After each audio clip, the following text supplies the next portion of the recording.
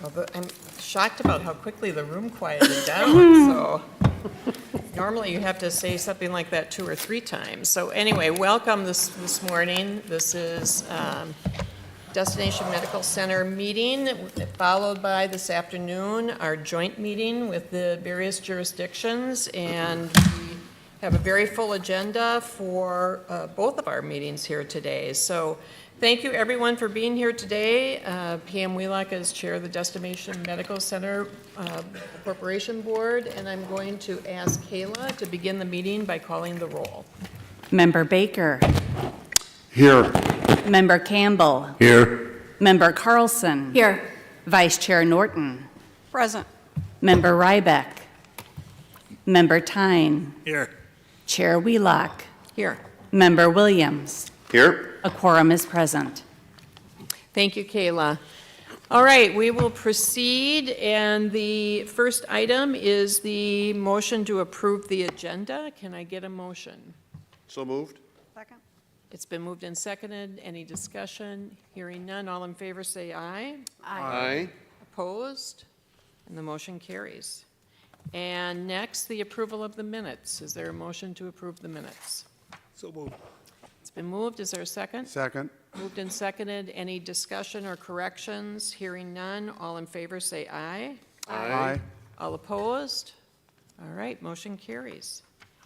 We come to the public comment period on our agenda, and we welcome any commentators to share perspectives or comments with us today. We'd ask all commenters to state their name and to please keep their comments to no more than 2 minutes. And I believe we also have someone looking to see if there's anyone online as well. I can see Cody in the back of the room. So does anyone wish to address the board? And if so, please come up to the microphone. And anyone that wants to queue up can just move to the front row if you would like and sit for a moment. Okay, please introduce yourself. Good morning, Mike Nigber, Rochester Park and Recreation. I've got some exciting news today for you. About a year ago today, in fact, a year ago today exactly, our park board commenced on a project for Soldiers Field. $22 million project moving forward in a year's time.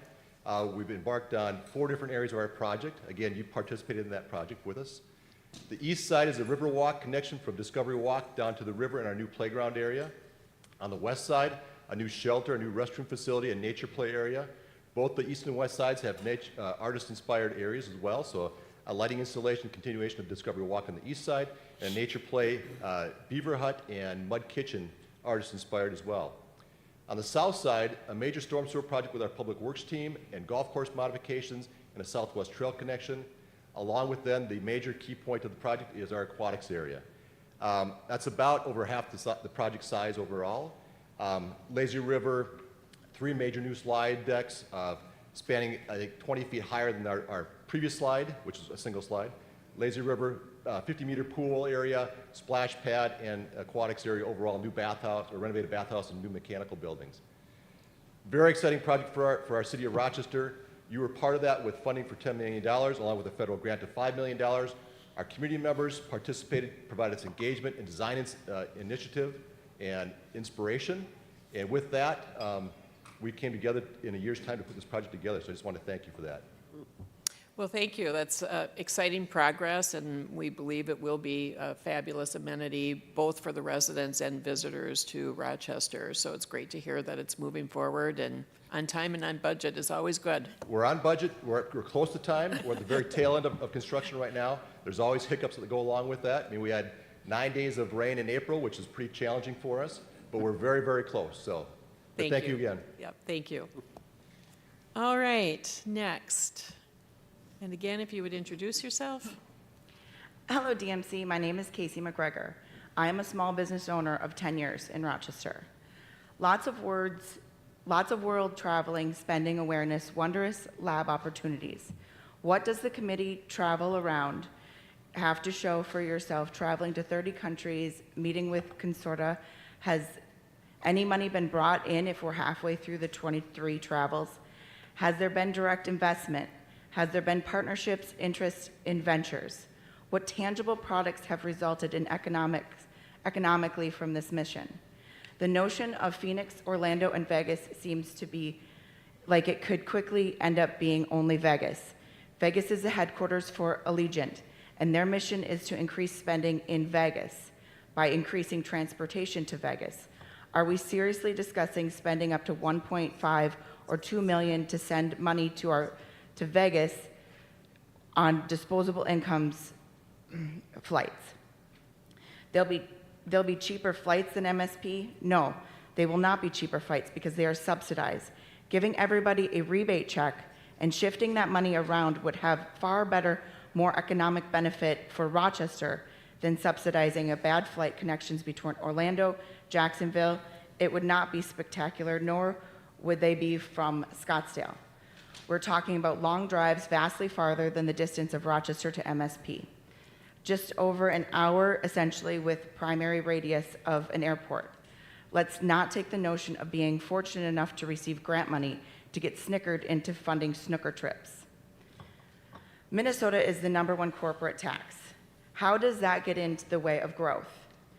I have yet to see any entity in Rochester take seriously the PMFLA, Paid Medical Family Leave Act, and the ESST, Earned Sick and Save Time. The surrounding towns are talking about this very seriously. Byron schools have made massive cuts to their budget and say if they have 3 people go out on PMFLA, they will go into the red. I understand these programs sell and market well because they have all the feelings. We need to start looking at the money part of it. What does it mean to take off the gross of a small business? What does it mean to take the gross dollars off of government? How much more tax dollars are you going to need to cover this? How will small businesses survive?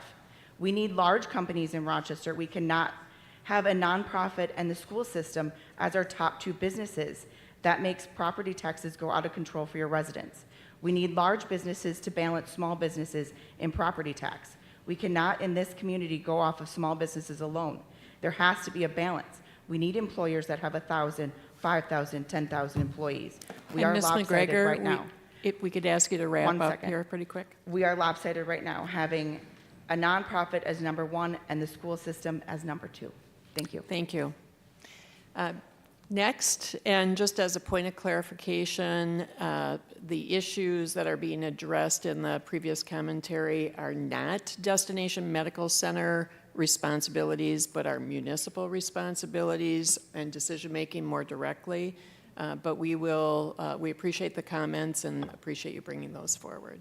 Good morning. My name is Carol Beaton. I'm a retailer in downtown Rochester. I own 3 stores in the Galleria Mall. I say good morning to all of you. Good morning. 95% of our customer base is Mayo patients. Since January, we are all experiencing a fall in number of traffic entering the mall, thus causing falls in sales. This has been proven in numbers submitted to our mall management during the first quarter of 2024. Numbers vary from business to business, and no 2 businesses are identical. In general, the numbers are not what they were the first quarter of 2023. After studying our data, we feel one of the major reasons is the lack of wayfinding. After exiting Mayo Clinic, there's a lack of wayfinding to shopping and dining. Since the pandemic, and even before that, we have requested from the DMC and the city to create simple wayfinding for our potential customers coming from the clinic.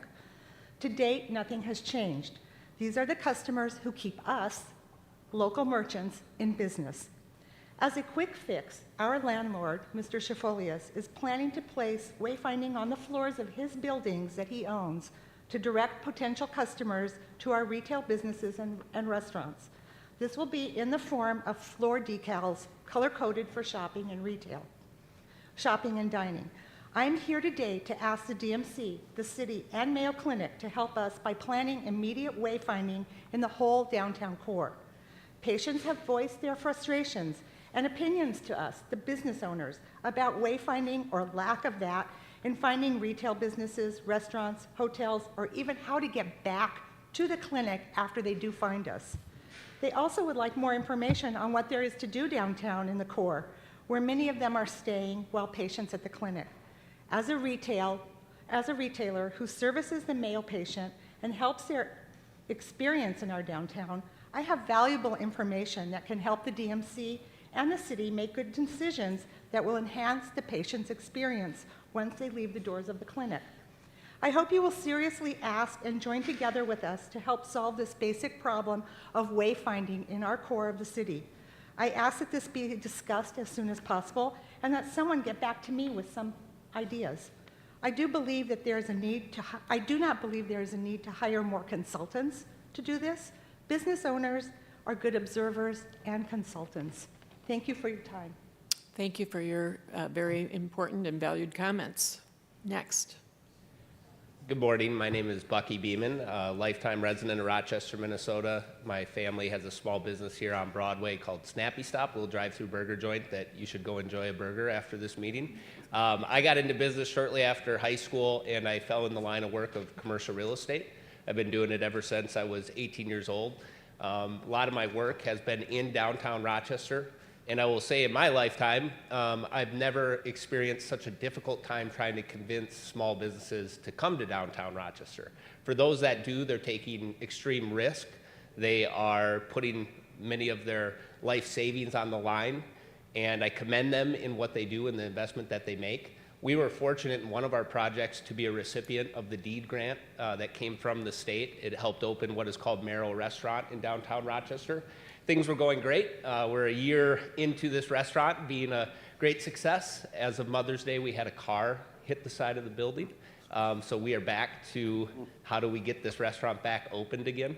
I just bring this to your attention of how do we continually as a community, as DMC, as downtown, invest in what I truly feel is the infrastructure of our community. It's the buildings which lead to the businesses. And I know on the agenda today is potentially this opportunity to bring some money to a defined district. And I would ask that this just be the beginning. This just be the start of investment into our infrastructure of our community, of existing buildings, and also businesses that will take the risk on downtown Rochester with your help. So thank you for all that you do for our community, and I look forward to your continued investment into our community for years to come. Thank you, Mr. Beeman. Cody, anything online? All right. Another, thank you. Good morning. Sean Fagan, along with my wife, Michelle, we own property at 324 South Broadway. We bought the building. It's in the very edge of the photograph there. You see our top right window in it. We bought the building 17 years ago in downtown Rochester, back in the day when nobody wanted to own an old downtown building in downtown Rochester. We took that leap of faith, and it's been a joy to be a part of this incredible community downtown, community that I've grown incredibly passionate about. I haven't heard, of course, what is being presented in regards to historic district downtown. I was previously speaking at the microphone. I was against pushing the historic district through in a way because it felt like it was done to us. It wasn't being done for us or with us. And I want to commend the team at DMC, Ms. Rothy, Mr. Steve, for coming and meeting with myself, with my wife, with fellow property owners downtown and business owners, not just property owners, but business owners as well, to have an understanding of what's going on downtown. What's it like to wear boots on the ground down there and not just be thinking high level, like, let's just save old properties because they're old. What's the vision? What are we going to do with it? And I'm hopeful for what the board is going to be presenting today to invest in this downtown. Many of us were at the opportunity to be at the Experience Rochester meeting yesterday. And I was inspired by the speaker and what he brings, the idea of we need to build. In my mind, we need to create, we need to activate. So this is one piece, the financial is one piece of activating properly our downtown and bringing to it the life, bringing it not just an okay place to be, but a place that we love to be. We want some FOMO, right? We want people to miss out being downtown. We want 4 lease signs to be gone because there's such a demand for the properties.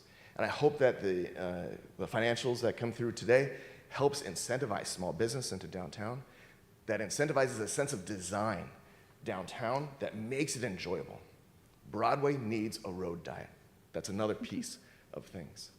We need to have a space that's walkable, that's bikeable, that people want to exist in, and not just fly through on their vehicles.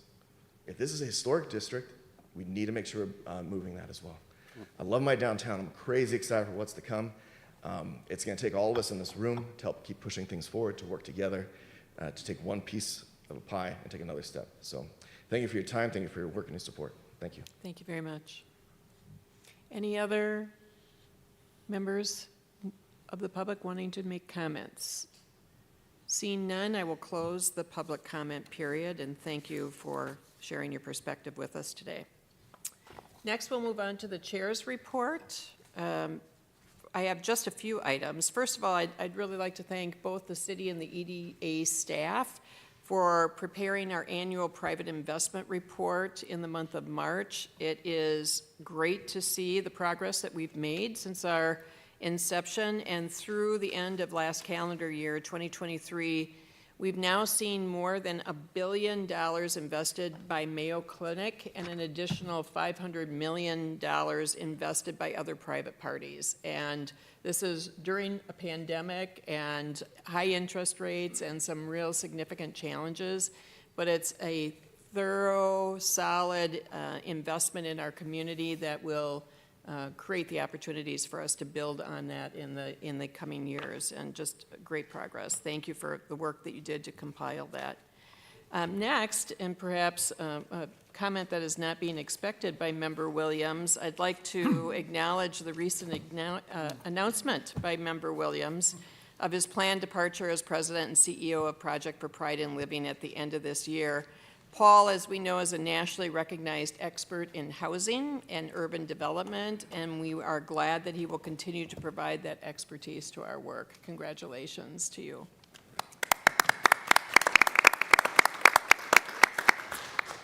As the members are also aware, the Destination Medical Center Corporation recently issued an RFP for legal services.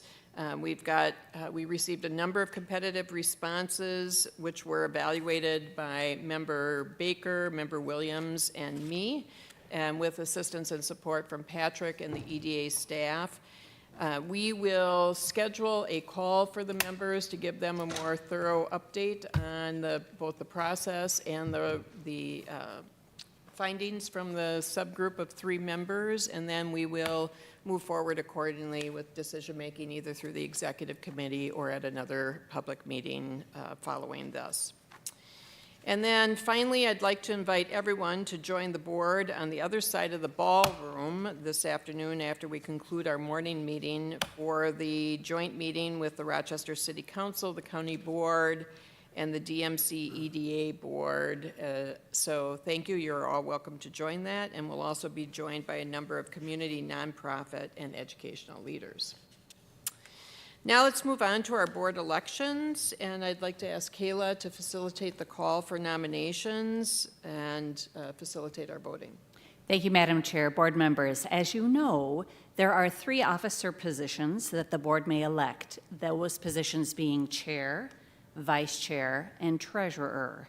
By statute, of course, the board must elect a chair from among the governor's appointees. And in terms of the process, we will open the nominations, we'll close the nominations, and then vote. And the board may either do the officer positions individually or as a slate as the board chooses. And so I will start by opening the nominations for the 3 officer positions.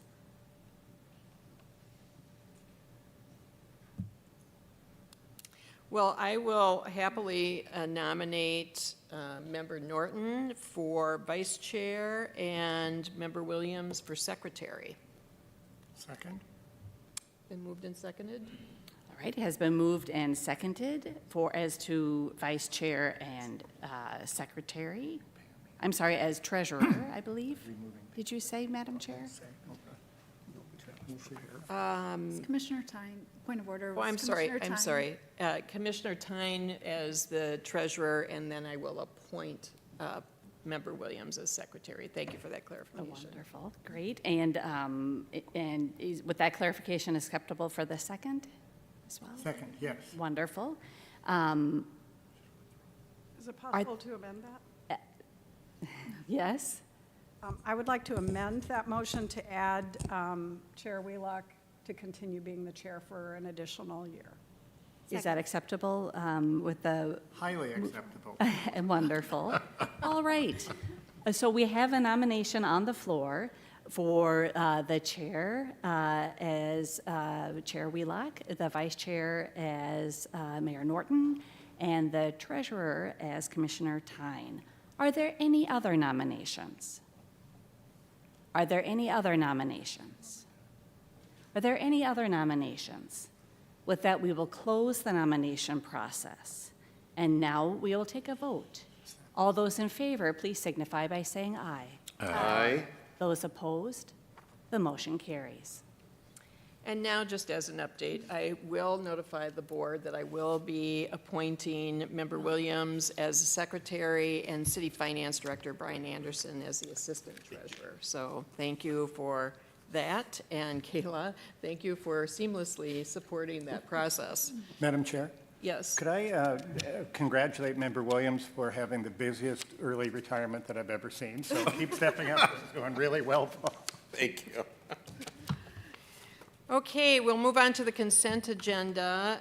The consent agenda includes a number of items, obviously, including our reconciled 2023 CIB budget and budget update. So should any member like to remove any of the items from the consent agenda for discussion, we can certainly consider that. Just make sure that you note that, and not seeing any such interest, is there a motion to approve the consent agenda? So moved. Second. And moved and seconded. Any further discussion? Hearing none, all in favor, say aye. Aye. Opposed? Motion carries.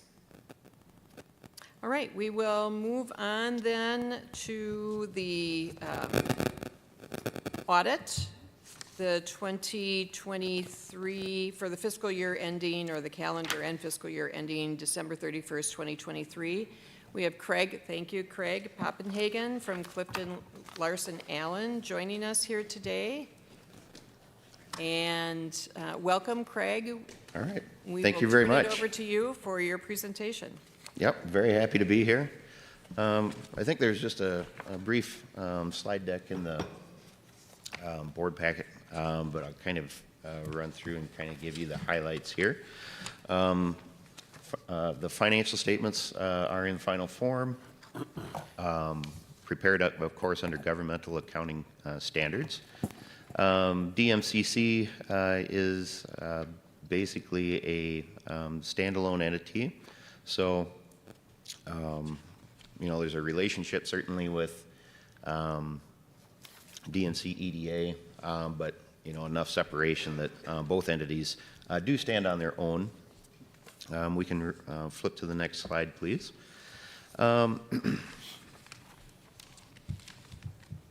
Financial statements, let's keep rolling here. Let's go to slide number 4. There we go. Financial statements, there's more activity in DMCC in 2023. And as you can see, kind of what we have displayed here is assets and liabilities. And basically, DMCC, is the way the entity works from a financial perspective, is really is passing funding through for the projects and things and the initiatives that go on. And as a result of that, the pass-through happens pretty quickly, and DMCC does not retain or hold funds for any period of time. So basically, assets equal liabilities. There's no remaining equity at DMCC. Assets and liabilities will vary up and down. That's what we have shown here on kind of the 5-year trend. And really, the up and down, there's a couple things that affect that. Certainly the pattern of when activities occur, and then also how soon kind of the pattern of reimbursement requests, expenses come in and those get paid. So more of a timing kind of a perspective than anything when it comes to assets and liabilities. The next slide is a similar depiction of revenues and expenditures. For similar reasons, revenues and expenditures, they equal because basically the turnaround of an expense coming in and being paid is pretty quick. I mean, the processes work that efficiently and that quickly. So certainly the highest level of activity that we've seen since 2019 before before the pandemic, so it's good to see kind of that, the activity returning to maybe what you would call normal now, which is good to see. So with that, on the next slide, just a summary of the audit results, clean opinion on the financial statements. The internal control report has no findings, so the processes are working very well, continue to work very well. And I think it's a good illustration because, you know, we had a new face, certainly in the process this year at the city. So you can change the personnel, but the processes remain the same and they continue to function as designed. So that is excellent to see. And then statutory compliance. So for Minnesota, state of Minnesota, we do some statutory testing for compliance, no findings there. So very clean bill of health there, very good audit results. So I'll just kind of give a shout out to Brian and Joy at the city. They help us out immensely during the audit. They kind of take the brunt of us, I guess, as the auditors. And we appreciate their help, and their assistance is why we're able to be here at a May meeting. So very much appreciated. Next slide, required communications.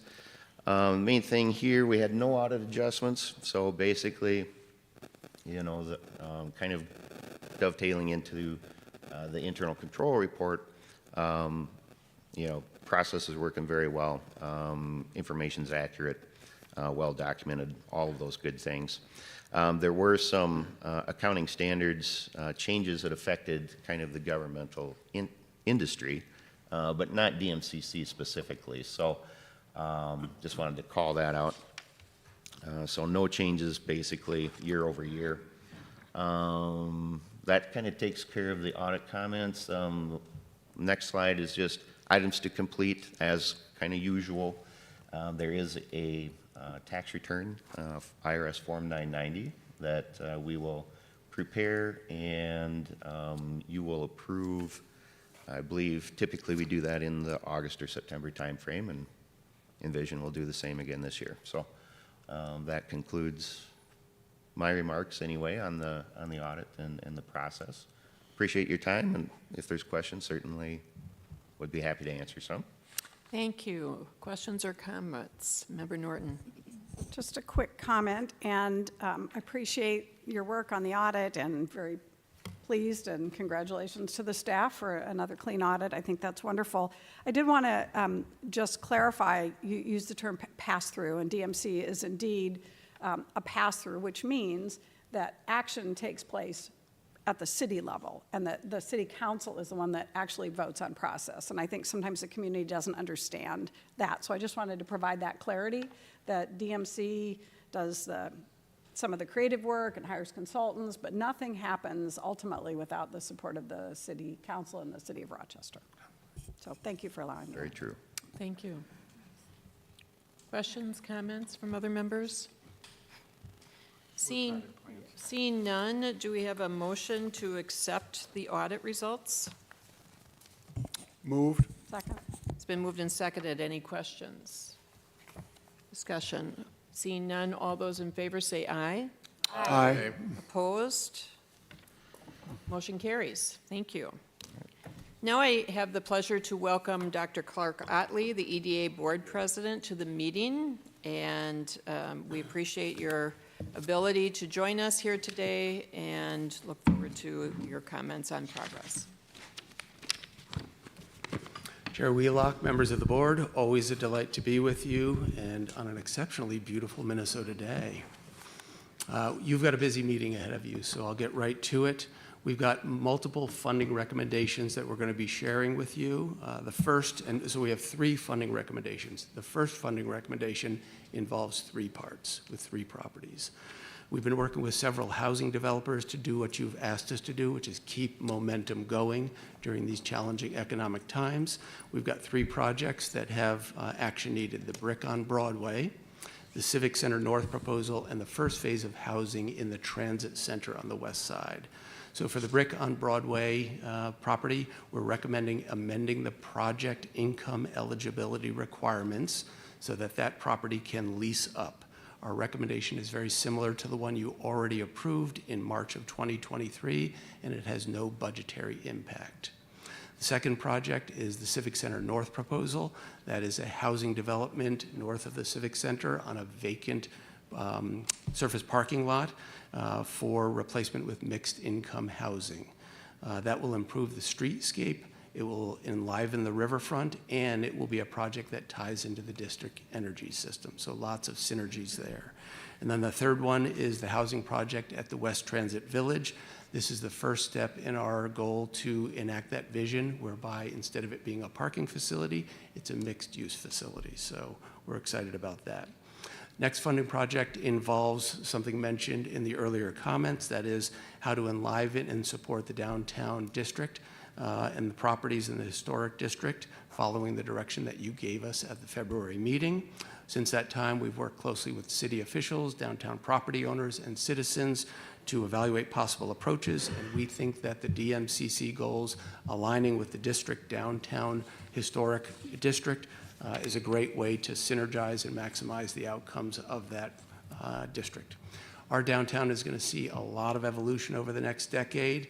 This is a pearl within our downtown that we need to support and enliven and really upgrade so that it continues to maintain that unique historic character in our downtown district.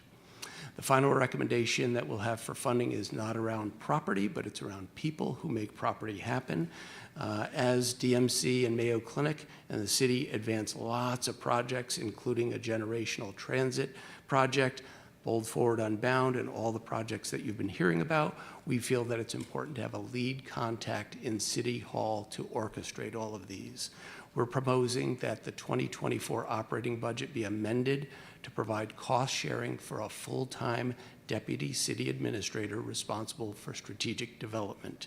It so happens that if approved, the position would be filled by the wonderful Cindy Steinhauser, our current deputy administrator, who is sitting with us today. Finally, I'd like to draw your attention to multiple other progress report elements, and those include recognition from outside our community and even from outside our country. The first was last year, the DMC model of public-private partnership was utilized as a case study by the World Economic Forum.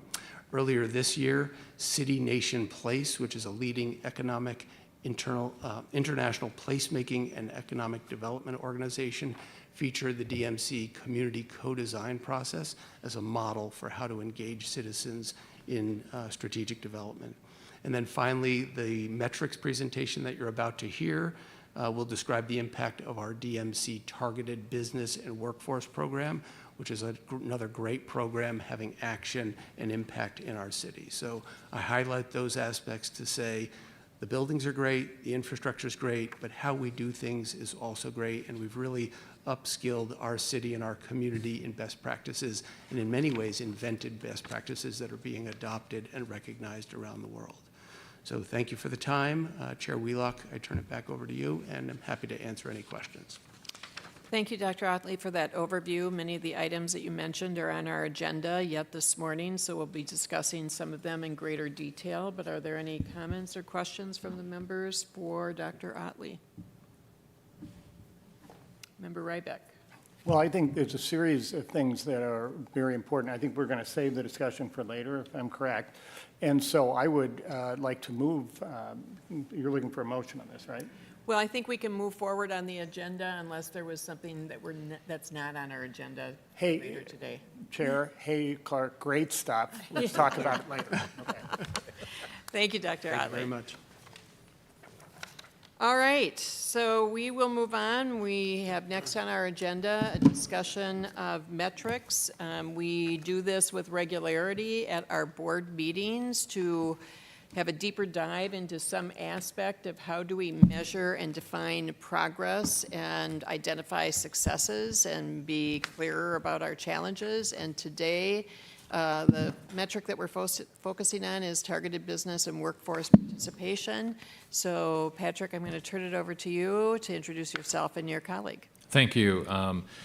Chair Wheelock, members, Patrick Sieb, Executive Director of Destination Medical Center. I'm joined by Wafa El Khalifa. who is going to join me in this presentation about specifically the objective or goal that was established by Destination Medical Center to create 30,000 new jobs over the course of this 20-year period. You have asked us to periodically look at a goal, unpack it, and look at sort of a more granular approach to better understanding how we're doing against that goal. In this case, we wanted to talk about the goals that you set and established for us around workforce participation to ensure that all members of our community have an opportunity to prosper during this period of incredible growth. Wafa joined our team about 2 years ago, really to lead the effort around capacity building. And so her report that she's going to present talks about the measuring that we do, the compliance monitoring that we do, and we do that in collaboration with the city. We have a city staff person who's responsible for compliance monitoring. Wafa's work is really around capacity building and how do we ensure that not only do we meet the targets, but how do we prepare the systems and the approaches so that we can grow and exceed those targets over time. So with that, Wafa, I'll invite you to make some comments. Thank you, Patrick. Good morning, Madam Chair. Good morning, board members. My name is Wafa Al-Khalifa, and I'm so excited to share with you the metrics report on targeted business and workforce participation plan for projects that we've been monitoring since 2017 to present today. But before we dive into the data and the numbers, we want to remind everyone of why this work matters and why is it important. We know that Rochester, our community, is growing more diverse in terms of BIPOC communities and BIPOC populations. We know that our youth population is growing in Rochester. And Rochester Public Schools reported not too long ago that more than 40% of the students in K through 12 education are BIPOC students. We know that there is more opportunities to diversify the workforce because the existing workforce representation of BIPOC communities is below the population that we currently have in our community. But we also know that the residents below who live in our community who are below the poverty line are 9.1%, which is a great rate, and it's below the national rate of 12.5%. But looking into that data in particular more deeper, we know that the largest demographic group within that data are women ages 18 to 24. And we know that the Black or African American community and Hispanic communities are also among the largest demographic groups in that category as well. So this is some of the opportunities that we have and why we should continue doing this work. You asked us to establish DMC targeted business goals, which is intentional contracting with minority-owned and women-owned businesses. And these goals are for the construction projects funded by DMC from 2017 to present today to 2024.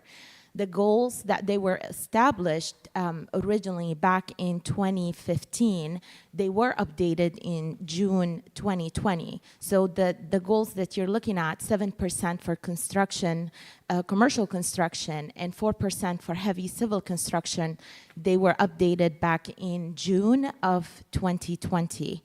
And looking at the results, we did meet the goals. We met the 7% goal for commercial construction and for the heavy civil construction. But what does meeting the goal mean? Meeting the goal means that more than $35 million went to women-owned businesses and minority-owned businesses in construction DMC-funded projects. This number is great, but we know that there is an additional $423 million that can be an opportunity where we can increase the participation of women-owned and minority-owned businesses.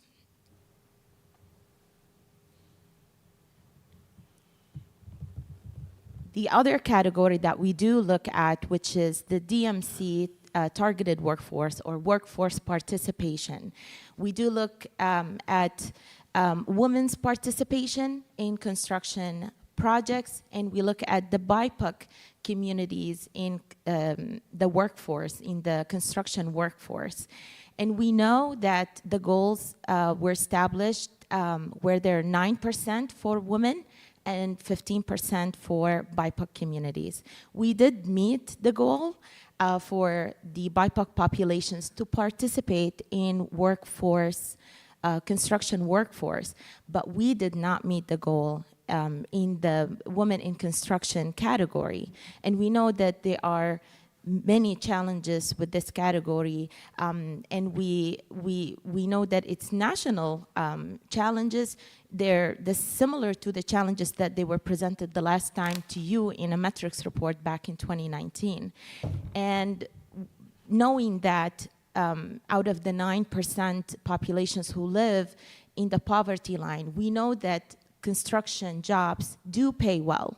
The prevailing wage, the average prevailing wage for existing or current 3 DMC projects that they're happening right now, which is Discovery Walk, Soldiers Field, and the Chateau Theater, is $43, more than $43, which translates to $87,260 a year. And so with that, we know that there is more work that we need to do in order to increase the participation of women in construction workforce. There is another category that we do look at, which is construction administration jobs. And women far exceeded the participation goal in that. Their participation was more than 34% in the same time frame.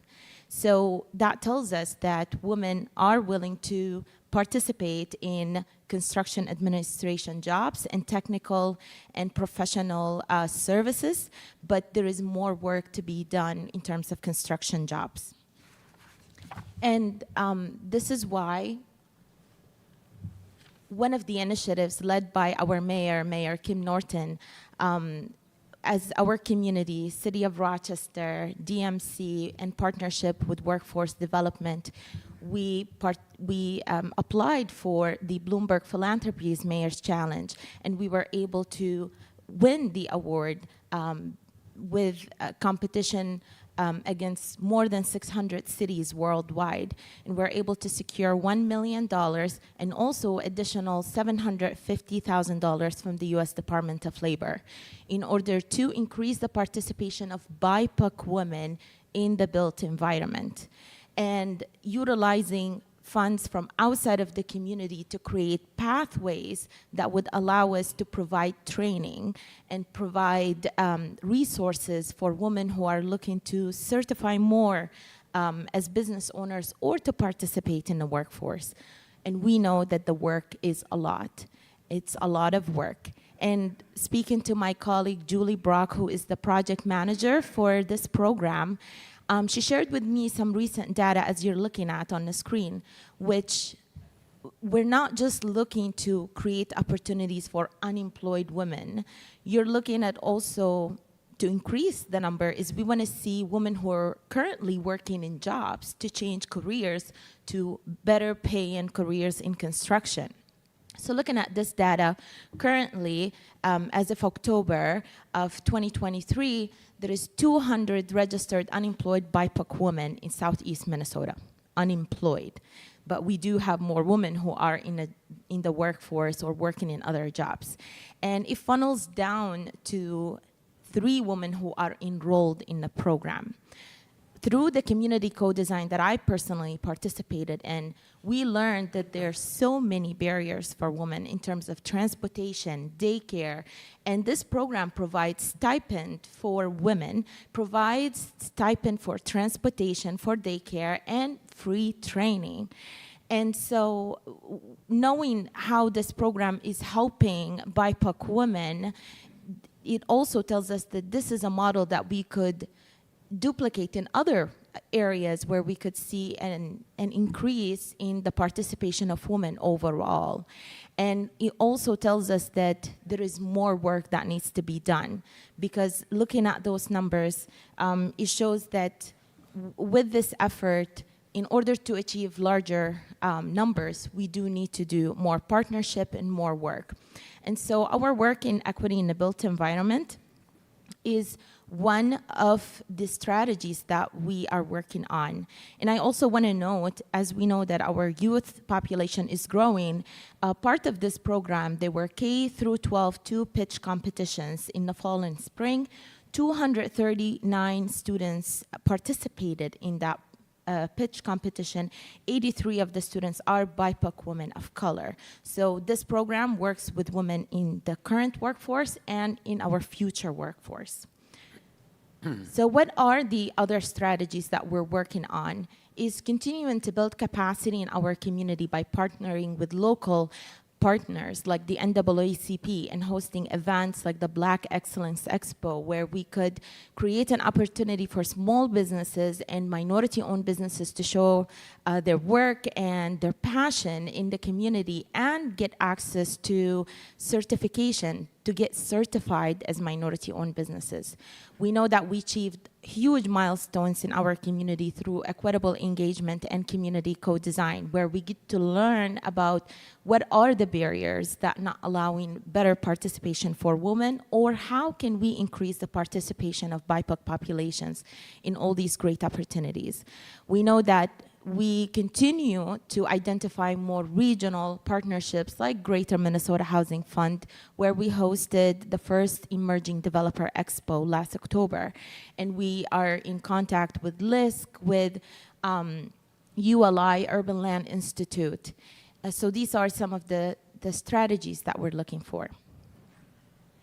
And we know that in order to achieve bigger impact for our populations, our underserved, underrepresented populations, we need to look at system change. System change is about advancing equity and by shifting conditions that hold a problem. To fully embrace the systems change, funders should be prepared to see how their own ways of thinking and acting must change as well.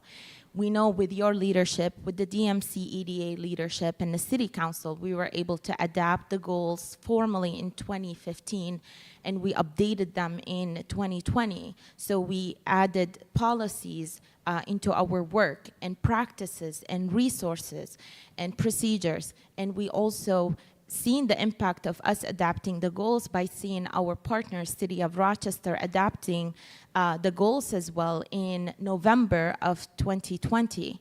But in order to achieve more transformative change in our community that would fulfill the aspirations of our BIPOC communities, our youth population, we need to do more intentional relationship connections and look into how can we shift the power dynamic, and also encourage our partners, even projects that they are not funded by DMC, how can we change the mental models in order to achieve more and bigger impact in our community. Thank you. And I do have a question, if it's okay to take that before we go on to the housing. Yes, absolutely. Okay. So, Well, with a wonderful presentation, you know, I'm a huge advocate of this work, and I just appreciate the time and energy you put into it every day. So thank you for your passion. Thank you. So you talked a lot about what we're doing on the city and DMC side of this and acknowledging these really important barriers around transportation and childcare, but we know that cultural barriers within the construction side or within the industry side are a real barrier to this as well. So would you just talk a little bit about some of the commitment you've seen and some of the action you've seen on the private side as well? Absolutely. Yes. Yep. So there are currently 3 construction companies that they enrolled in the IWE designation process, which it allows these construction companies to be prepared more in terms of workforce environment to work with women and BIPOC populations. These 3 construction projects, 3 construction companies are Cross Anderson, Knutson, and Beneke. Thank you. Member Williams. Yeah, well, I just wanted to say just a huge thank you. Last year, I had time after one of our meetings to go out and meet with some different community folks, and Wafa was kind of my escort, introducing me to folks, and that triangle there around relational change and relationships and connections is hugely important. Yes. And your knowledge and your relationships are just clearly an important piece of that, so shout out on that. Secondly, I just glad we're meeting our workforce and even exceeding them. Obviously, work to do with women in construction in particular. Kudos to the mayor for leading that Bloomberg effort. I think that's really exciting. But that's long-term work that has to have a short-term focus. And so it feels like we're giving it that focus. But just a word just to remind us all that this really does take time and that progress builds on itself. The 38 million in BIPOC, that's wealth creation. That's what that is, and that's the opening to that. The third piece I'll just say is I was just driving around town today and was down at Soldiers Field, and if you look at the workforce in terms of who's working on Soldiers Field, you will see that demographic change quite clearly, so that is the future in part of our workforce, and so we just have to be mindful of that and kind of keep pushing it. We desperately need every worker we can get, and much of that is going to come from diverse communities. So just a series of thank yous. Thank you. Other comments or questions from members? Can I just add to Paul's comment quickly? Member Norton. And thank you. Wafa mentioned this, but I think it's worth reiterating that these are high-paying jobs, and they're not just jobs, they're careers. The development in Rochester is not just for this year. We clearly, with Mayo Clinic's growth and our growth, have dozens of years of development ahead of us. So when we can train women in a career field linked to construction that they choose, it can be a high-paying career that can support their families for decades to come. So I don't want that lost in this. These, the dollar amount's $57,000 a year as a prevailing wage. Average salary is nothing to sneeze at. So $87,000, $43.63 an hour. So just wanted to add that. Thank you. Thank you, Member Norton. I think we actually will appreciate future discussions about this. I think we would appreciate a deeper understanding of the obstacles and the successes, both. What are the obstacles that people perceive about moving into this career? What are the things that we find particularly successful?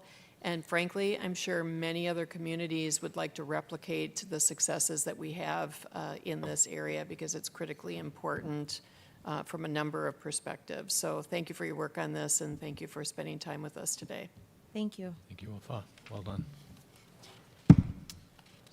All right, so next we're going to move into a discussion about, I thought we had housing. Are we going to talk about housing now, Patrick? Is that? Yes. Yep. Okay, great. So my comment on this, you threw me off with, I love a budget slide, but now I see we're starting with the housing numbers on that budget slide. I just don't want to bury the punchline. Yeah, thank you. So we're going to talk about, you actually have 3 resolutions in your packet related to housing investment opportunities. What I'd like to ask is that we give Patrick and staff the chance to go through the entire presentation, and then we'll take questions on any part of that, and then act on the resolutions after we've had the discussion on the entire perspective of opportunity. Point of order, the housing projects and the historic district presentations? No, just the housing projects we'll take first. Okay. Yeah.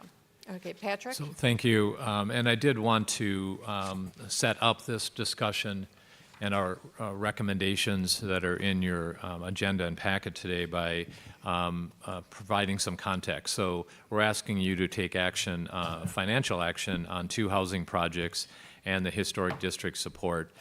Combined, that would, should you proceed with that, will be nearly $12 million of investment decisions. Just so you're aware, you established what we refer to as the Strategic Development Fund, first in 2021, and then in 2022 and 2023 and 2024 in the CIP budget, for a total of $23 million that have been established, and did so with the idea that it would be used to support housing, medtech development, and downtown property improvement.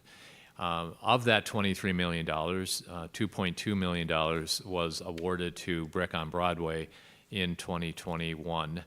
And what is being proposed today would draw down that remaining amount, or a portion of the remaining amount. And so if you take action on what we're proposing today, there would still be $8.9 million in the Strategic Development Fund that has been established. So just to provide some context, we understand that each of these are individual decisions and individual discussions, but to see it in totality.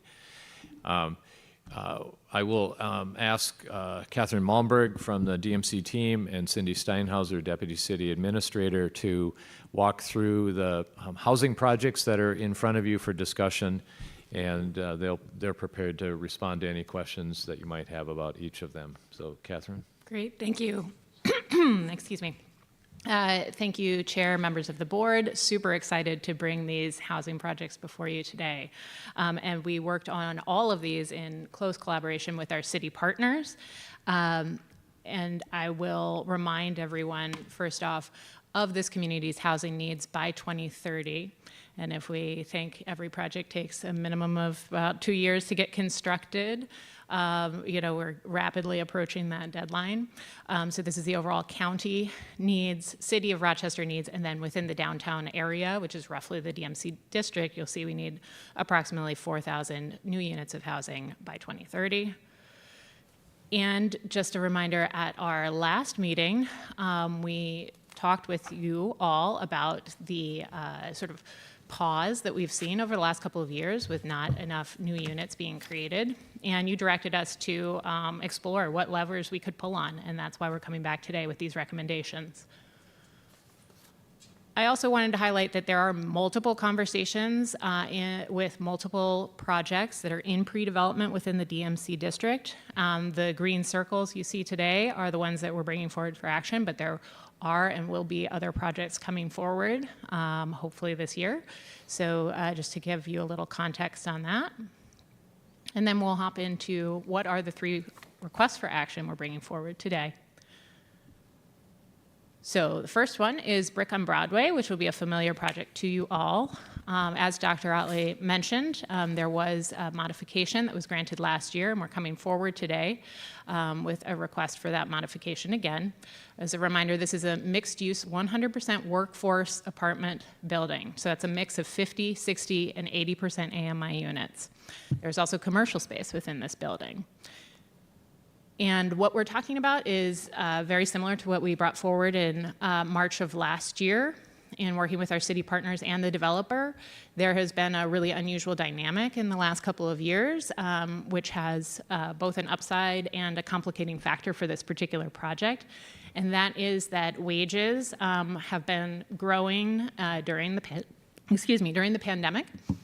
And qualifying people for those 80% AMI units, the developer was seeing a lot of people coming in his door that were making just a little bit too much to be qualified for those 80% AMI units. So he was asking for relief to qualify those units up to 110% of AMI, which is still well within the industry-accepted workforce housing AMI band. And importantly, the rents stay locked to those 80% AMI levels. So he's not asking for any sort of rent relief. It's just that relief on the qualified incomes that could rent those apartments. All the 50 and 60% AMI units remain the same. Yeah. So this is a similar proposal as to the 6-month sort of trial period that was offered last year. And you'll see the details of that action in your packet, and that's the action that we'll be requesting of you again today, is to offer that again to this developer in order to be able to put people in those housing units that qualify to 110% AMI levels. So are we moving to the next one, or pause there for any questions. Why don't we allow you to, I'd like to get an overview of all the housing projects, and then we'll come back and take individual questions. Okay. So the second project here today is Civic Center North. And I would like to acknowledge that the project team and firm leadership at Sherman Associates is here in the room as well, if the board has any questions. And this is a project that has been several years in the works. This is a city-owned parcel of land just north of Civic Center. So you can see it on the map here. Currently a surface parking lot, municipal surface parking lot. And it also has important riverfront frontage as part of the property. And what is being proposed is a mixed income apartment complex. So it would have a high-rise, high-density market rate component of approximately 243 units, structured parking that would be shared by both the market and the affordable components of the building. And then it would have 74, I believe, units of affordable housing. This is, importantly, would be the first private development customer of the downtown thermal energy network that we've been working on for several years as well, and that this board has invested in. And the DMC support would also enable enhanced public realm along the riverfront and the other frontages of the building on this important parcel. So they would be, of course, complying with all of our targeted business requirements, our sustainability objectives. It really provides an excellent opportunity for a large number of residents to be walkable to all that the downtown has to offer and to help provide support to all the small businesses in the downtown core. As you will recall, we've done research around downtown residents and the amount of spending that they do at small businesses in the downtown, and it is enhanced. So the riverfront connectivity is also another key part of the development of this parcel. So the request is for $3 million in general state infrastructure aid, and then up to $13 million DMC-enabled TIF. And then this would, if this board decides to take action on this today, it would come in front of City Council. Cindy, are there any other additional comments you'd like to make on this one? No, other than this is anticipated to come to the June 3rd City Council meeting. We'll take it as an action item before the council at that time. But it's been a pleasure to work both with the developer and with DMC in trying to bring this project forward in what certainly is been a complex rebound environment for multifamily housing post-pandemic. So thank you for your consideration. All right, and then the final project that we are here today about is for the West Transit Village Phase 1 of the housing. So excited to share with the board the progress that has been made there. As a reminder, this is the western terminus of the Link Bus Rapid Transit investment, scheduled to open at the end of 2026. And from the beginning, this board, at least since 2019, has been very clear in the direction that this is to be more than a mobility investment, but to truly be a village. And what makes something a village? It's having people there. And that's both housing and retail and services, public realm space, and connectivity. So, a reminder of the scale of this. This is a existing residential area. You can see the housing on either side there, and is currently a Mayo employee surface parking lot. And it is the size of approximately 3 of the downtown city blocks. So it's a real opportunity to evolve this site into a true mixed-use transit village.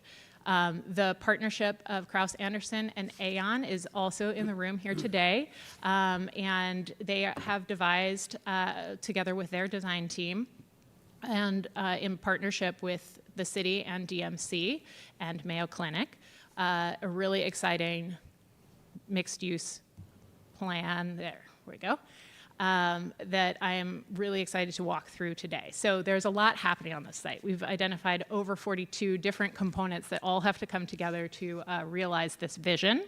So this is the overall vision of the site, and I'm going to quickly step you through each of the parts and pieces so you can sort of break it down a little bit.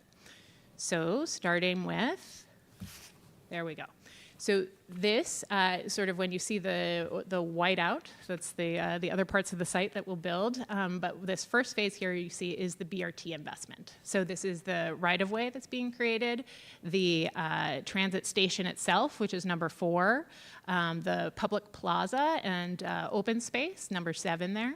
And this is all of the investment that's happening as part of the BRT project.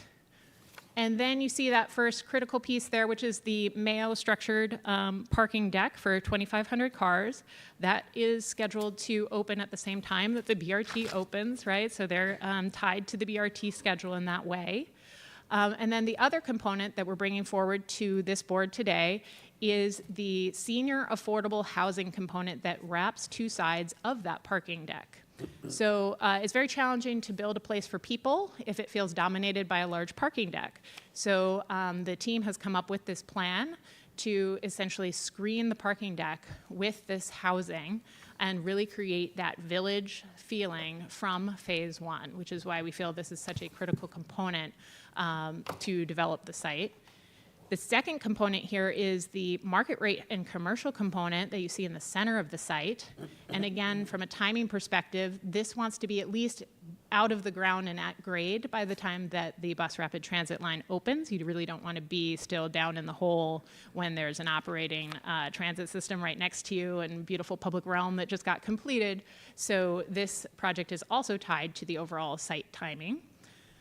And then what you see, the difference here is all of the other components of the site that are needed to realize this vision that includes the public realm connectivity from the existing trail system and a district stormwater solution and some of the other sidewalks and trees and everything else that's needed to realize the vision. And then finally here on the western end of the site would be the phase 2 of AON's affordable housing component. And so while I mentioned phase 1 is geared towards workforce and like 55 plus affordable housing, this western side could be more family oriented or other needs as they develop by the time this project needs to be completed. So let's talk about that infrastructure. I want to preview with this board that additional site infrastructure outside of the BRT investment will be needed to realize this overall vision. Some of those are listed here, such as the enhanced public realm, the district stormwater solution, the West End roads over there by that phase 2 project, public parking, the site sustainability features. This team has some really creative and exciting ideas about sustainability. There's extensive earthwork simply to make this site work for everybody that's going to be there, and that's a $3 to $4 million cost unto itself. And then the building level funding gaps that we are seeing in the housing industry as well. Public parking below grade ranges from $50,000 to $80,000 a space. So you can see that all of these individual components are easily a couple of $1 million a piece in some cases. And it's not that DMC is expected to be the sole provider of these infrastructure funds, but just to preview with the board that we will be considering how to make this vision come to life in partnership with many different partners and coming back to the board in September with our CIP budget, which will likely include some of these components to support the overall vision that this board has directed us to pursue. The request for action here today is really focused on that orange bar that you see there, that senior affordable housing that AON is proposing on the far eastern end of the site. You'll see this is 94 units, ranging from 30 to 50% AMI. And so roughly 20% of the building is planned to serve households at 30% of AMI or below.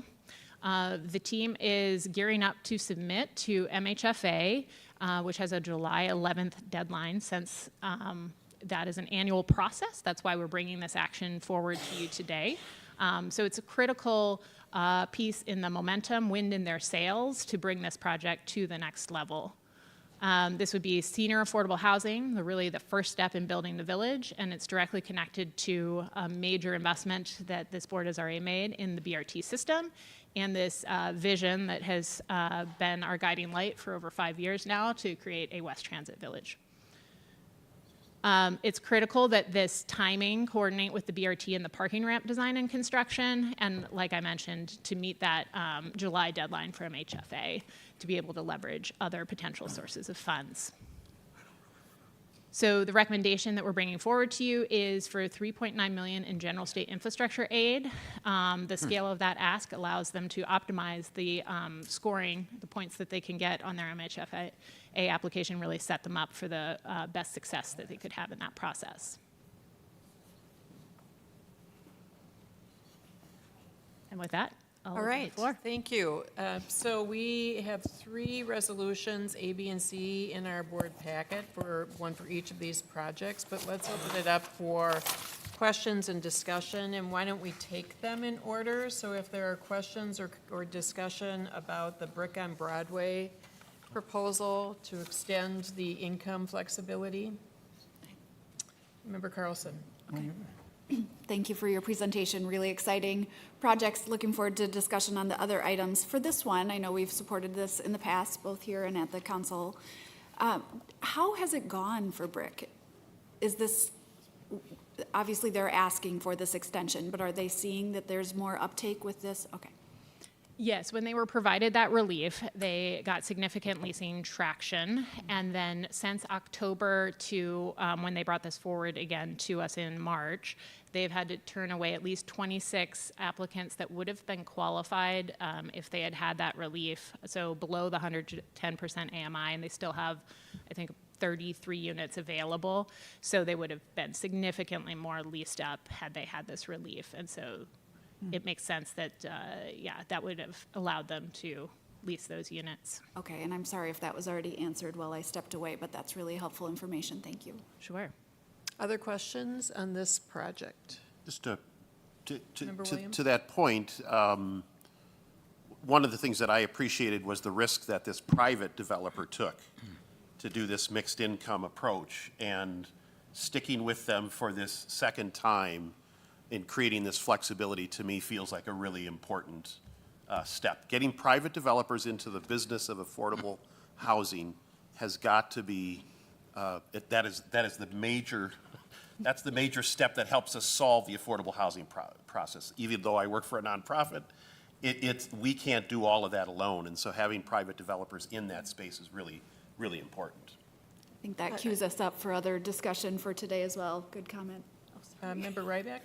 I also support the idea of this. One of the things, and Paul made a great comment, one of the things that I think is important as I've looked at the housing situation in Rochester is, if this was only a situation where there was a huge gap between those who had almost no ability to get into housing and those at the very top end, if that was this, I would not be as likely to support changing this. However, in Rochester, I think there's a deeper issue of the continuum, especially if you look at the workforce. Quick anecdote, I just went through a few-day medical checkup at Mayo, and I kept asking people, where do you live? The higher I got up the specialist line, or the people making more money, the more likely it was they were living here. When you get to the physical therapists, et cetera, almost no one was living here. That is not a randomized, I mean, that is a very randomized sample, but the point is that this workforce needs continuum all the way along. So what I really like about this is, by moving it a little bit, we're also enabling us to have a more nuanced approach to where we make those surgical investments. My only issue is whether this ruins our credibility with anyone else who are holding to that. How do you look another developer in the eye and say that, Madam Chair? That's the question I'm asking. Yes, so as part of this relief proposal, we are also going to be amplifying our data collection requirements with the developer. And so we are also, as part of our 10-year update process, which we're currently kicking off, we're going to be updating a lot of our market data and intelligence. So we're hoping that we can use data as a way to really inform and be precise about what our housing needs are in the community, and hopefully developers will find that helpful and useful and properly respond to that with their projects. Madam Chair? Member Ryback? That's super helpful, but let me say I'm another developer sitting in the audience today, and I said, well, you just moved it a few percentage points here, why don't you move it a few percentage points on mine? What's the answer to that? Could I just respond to that? I think that it's important to point out that this does not allow the developer to charge any more rent than they would have with a 80%. So there is no additional income for the property owner. It is only providing relief to the potential tenants who are not able to find housing in that bandwidth. So just to underscore, this does not financially advance the developer, other than they have more market to rent. You know, the other distinguishing factor here is many of the projects that are being developed right now also are a combination of affordable and market rate. So for a family that suddenly finds they don't qualify for the affordable, there are oftentimes a market rate unit that would be available as well, and so they have more flexibility when the income moves. I do appreciate that this is only for the top income bracket, and I know how challenging, and I'm sure Member Williams is the specialist in this, for a household or an individual who maybe has overtime or hours that are flexible and not predictable. Staying within those income requirements is a huge challenge, so I appreciate only at the top level having a little bit of flex in that as well, to all of a sudden not find because you picked up a few more overtime hours that all of a sudden you're not eligible for your unit. So, but thank you, very good questions. Other questions or comments, Member Norton? Yeah, I would say the other piece that's giving me some comfort on this, and we did approve it before, and I'm supportive of this change, is that if I'm understanding this correctly, it's for a year, up to 3 years should the need continue. So that's what we're giving permission for. And knowing that we're going to be collecting the data and looking at things and reviewing, the question I would have is, if things do change and we feel this is no longer needed, will this be coming back for approval every year? Or how will that determination be made with the renewal process? So that was the one question I had. Yeah, the expectation was that the renewal process would be a staff level decision based upon meeting the data requirements, but only for that, so a maximum of 4 years. So that would be it would come back to the board in 4 years if there was relief still needed at the end of that. My hope is that the market will have stabilized and the AMI levels will more accurately reflect the clientele that is coming to the property. And the other thing is that my colleague Wafa Khalifa will also be partnering with this developer to ensure that his outreach is reaching all of the people in our community that are aware that these units are available and what rates they're available at. I appreciate that, and it would be helpful to me, seeing as how it appears we're kind of giving staff permission over the next 4 years, that we have some reporting back, because one of the ways that I think the City Council, myself, are comfortable with making some changes that are needed in order to incent housing right now is that we hope they're not permanent, that this is an exceptional time, and so we have to make changes in order to get the housing that we need for our community, but that when the market changes or things change, we do need to pull back and let the market take over again. And so I just want to make sure that we're getting enough information, maybe as a check and balance, to make sure that that's happening. And if I could, the one last comment I would make is this was a project that was a prototype of, it does not, it's not accessing state level funds other than the DMC and city funds. And so some of the other projects are layering in these other programs that have much more rigid requirements. And the intent with this project was to see what happens when we can allow for that faster, more nimble, more flexible set of standards to move housing units forward. Thank you. We look forward to your continued updates then annually about the status of this, and we appreciate the importance of having occupancy rates be high to support the pro forma. All right, Member Rybeck. Could I move support? Would you please make a motion?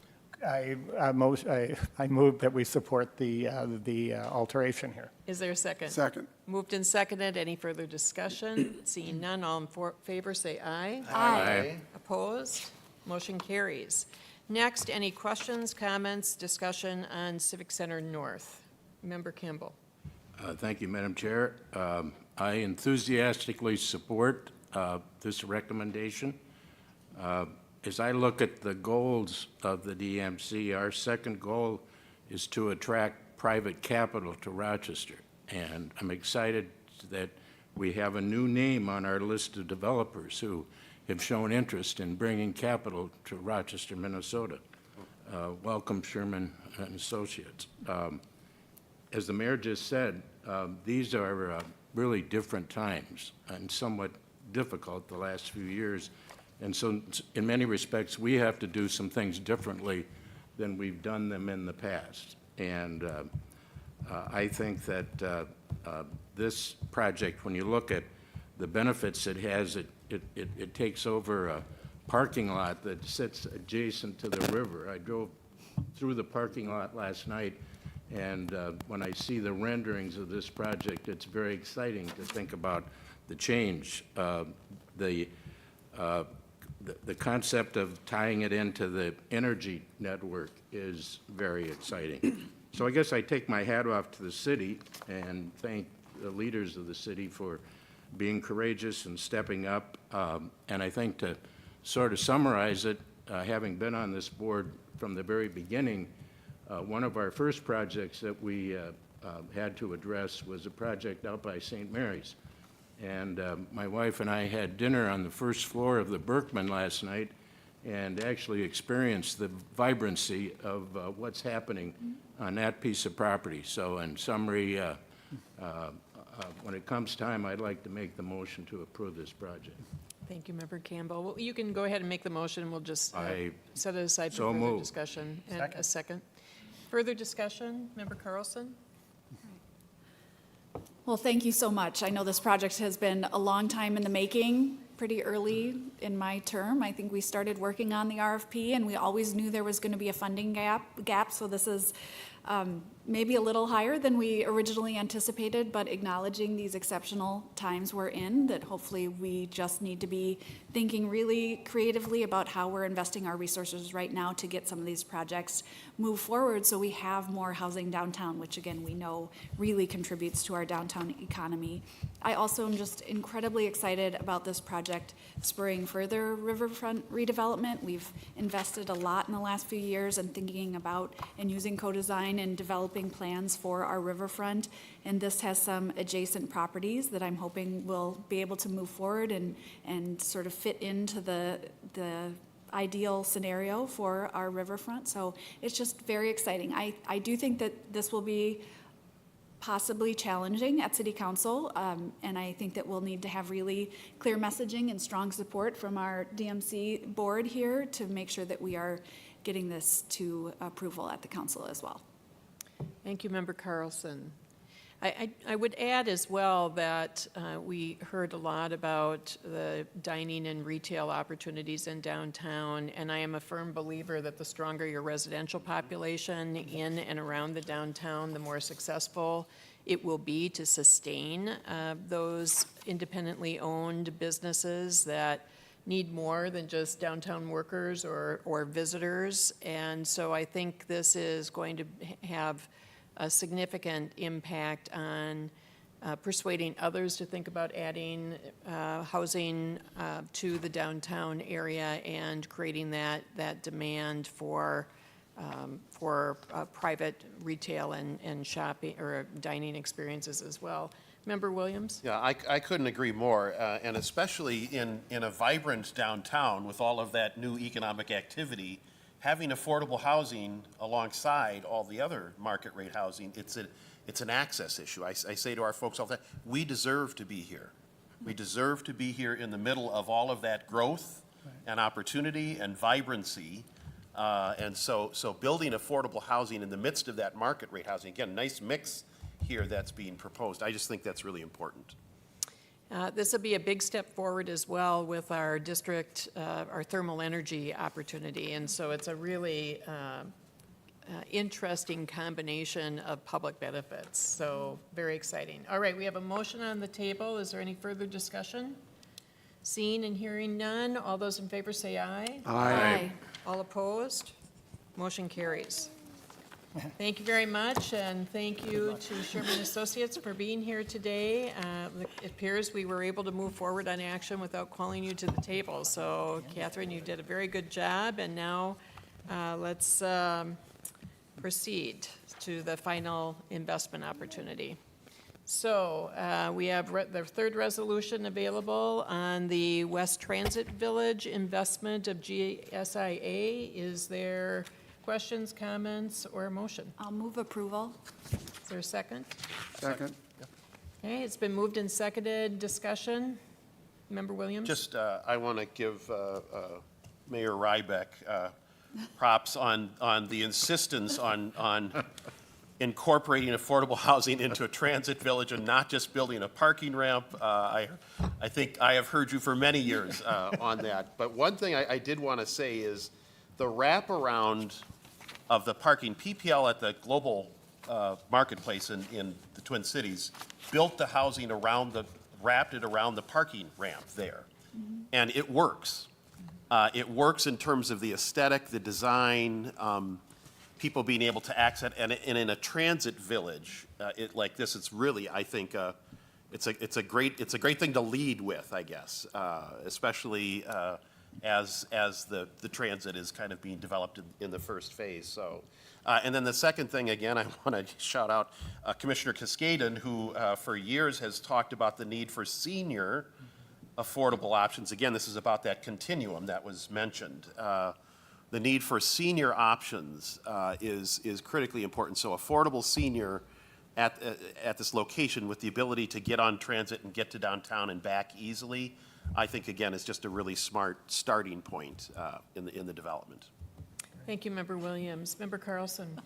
Okay, this is my favorite DMC agenda ever, clearly. It is so exciting, this work moving forward.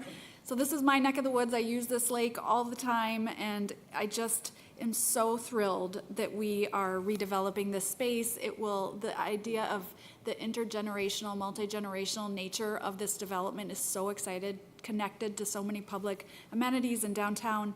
But we, as Member Williams said, affordable senior housing is one of our highest priority, highest needs in the community. So please be supportive, my colleagues, because we need this, and it's a really innovative way to do it. And again, having Ann as a partner and Cross Anderson and Mayo and the city and DMC all working together on this is really very cool.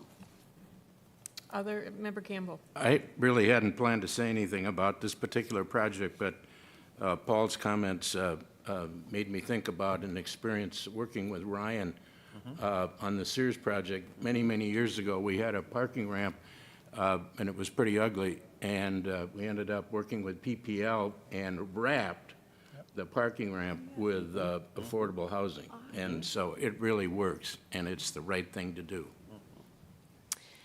Seeing no other comments, Member Rybeck? Yeah. Madam Chair, I think it takes a village to build a transit village, which I think I could actually say, because I think it was just coming back from senior prom when this started. No, I mean, it's been a long, long time. But one of the things about this that I think has been really important is that at the core of this initiative is really, people throw around public-private partnership a lot. But in this case, the private partner, technically, was Mayo. And Mayo's construction people's job was to build parking, period. That was their job. What they chose to do was to be partners with us in creating a new neighborhood. And this is the first step in it. I think it's difficult to judge this because it's part of a much larger piece, and I really hope we almost immediately start holding up the whole image of what this is, because it'll help us a lot, and it will also help the community understand what's going on here. This liner parcel is really great. I don't quite understand yet how that faces and connects with the lake. I remember in the original design, there was great focus on trying to make sure that the lake was A, very open, and B, that the rest of the community had access into it. So I'm not visually seeing that yet. I know it's there, but maybe it is there. It's on the north top side. Yeah. So in this, I see the parking lot wrapped, which is great. I don't understand how it looks from the lake. Is it a ramp or not? Can I just ask that detailed question? Sure, thank you for that question. If I might attempt to answer that. We've done a lot of iterations and appreciate how do we both capitalize on the fact that this is along our transit-oriented development corridor, but take advantage of this amazing natural asset, not only for the the people that would eventually live and work in this space, but also as an endpoint to the Link Rapid Transit project. So when we think about this site, we are very sensitive to what does this development look, there's no back door, right? So what Right. does this look like from all sides? If you'll see in the center of the proposed development, that's really our greatest opportunity of people gathering space and connection to the lake. I'm on the last project, to the lake. And so we are, and then yet recognizing that the BRT line comes through that U shape. So recognizing what's the form and functionality of this entire space. So we anticipate that there will be enhanced design for the elements that are facing the lake, because it is critical. We haven't worked out those design elements yet. You do see the northern portion of the parking ramp, right? But really what we want to do is understand how, where the building itself maybe isn't meeting a higher level of design standard just because of the functionality that we translated in the landscaping and the hardscaping that exists around it. And thinking about that plaza area and taking it from those two buildings straight north to the lake, that's really our greatest opportunity for activation of public realm and amazing space that we want people to gravitate to, whether they're visiting it because they live in adjacent neighborhoods or they're riding along the BRT, or they're experiencing it 24/7 because they live there. Great. Madam Chair, just thank you very much. Just in general, I strongly support this. The senior housing point is very important. It's for the continuum. It also, I hope, will have the effect of having seniors moving out of homes, opening them up for beginning homeowners. And I think this might be a thing to suggest for the county or even the philanthropic community. There have been these programs that link first-time mortgages to the homes that have been left. But I think just in general, what we should do, I hope, is be very, very excited that this has happened, and also recognize this is going to take ongoing, consistent focus on all of this. As a kid, we went to a gravel pit out south of Southdale, and that gravel pit is now Centennial Lakes, probably the best integrated development you see in the state of Minnesota. That's what this is, but only if, that's like one developer managing all of this. We are the one developer in this, so it's going to take consistent focus on live, work, play, transit focus, public access, and this is, some communities just do this. We're doing this while doing a whole lot of other things, but I just want to make sure we don't take our eye off the ball on this. And the final point is I drove it today and almost always take a left on 52. I took a right and then went all through the site and came back into the center of town. And second, it's just getting to be such a great continuum. Where you had dinner the other night keeps going. And this is really creating a whole new neighborhood that links where different people live. So I want to congratulate us on this very first step in a sort of triathlon of development here. Member Norton? Just lastly, because I don't think it was said explicitly here, we talk about the bus rapid transit, but we have had our final federal approval for the funds. So that should be noted. So we are well on our way, and I was thrilled to finally hear that this last week. So just for your knowledge. Patrick? Just board members, as you're considering action on this, I do want to acknowledge that a lot of other community partners are involved in supporting this effort. There's currently a consideration by the Rochester Housing Coalition, the Housing Coalition rather, around supporting this alongside the support that may come from this board today. And also know that you asked us to lean in on projects, and so in some ways this is earlier in its process, in its genesis, than we would normally bring a project to you. But in order to keep it moving at pace, we're asking you to take action at this stage, along with hopefully others. Yeah, thank you, Patrick, for that reminder. This is a little atypical on our schedule, but I think this will position this application well for MHFA later this summer, so thank you for that. Oh, wait, all right, we have Resolution C before us, and now, Kayla, do we have a motion yet? We do right? indeed, Madam All right. Chair. So seeing that we've had our discussion, all those in favor of Resolution C, say aye. Aye. Opposed? Motion carries. All right, now we're going to talk a little bit about a proposal to support our work with more intentionality by increasing staff capacity at the City of Rochester, and I'd like to turn it over to Patrick to introduce. Thank you, and Cindy Steinhauser, as you know and have met, has been in front of this board. At our February meeting, we talked about the idea of all of the preparedness that we need to go through to really position ourselves for success in the coming years, coming off of the Bold Forward Unbound announcement, which is really a North Star in terms of understanding clearly the growth that this community is going to experience. But it's far more than what is being expressed by Bold Forward Unbound. There is significant other public investment that's occurring, led by the city, supported by DMC, as well as many private development projects, some of which we've just discussed. So we are in for, we talk about this at our staff, buckle up. We're in for a very busy and demanding time. And to help achieve that, we've been working with the city around how do the city and municipal staff organize itself to prepare and partner with us in advancing these projects. Things as tactical and granular as how do we manage street closures, temporary street closures? How do we manage wayfinding and signage during construction? How do we manage logistics and getting materials and equipment into the city? This is between Bold Forward Unbound, the public investment projects, and the private investment projects that we've just talked about. More than $6 billion worth of construction in one of the tightest geographies that you can imagine. And so, well, we've seen this before, the scale of Bold Forward Unbound.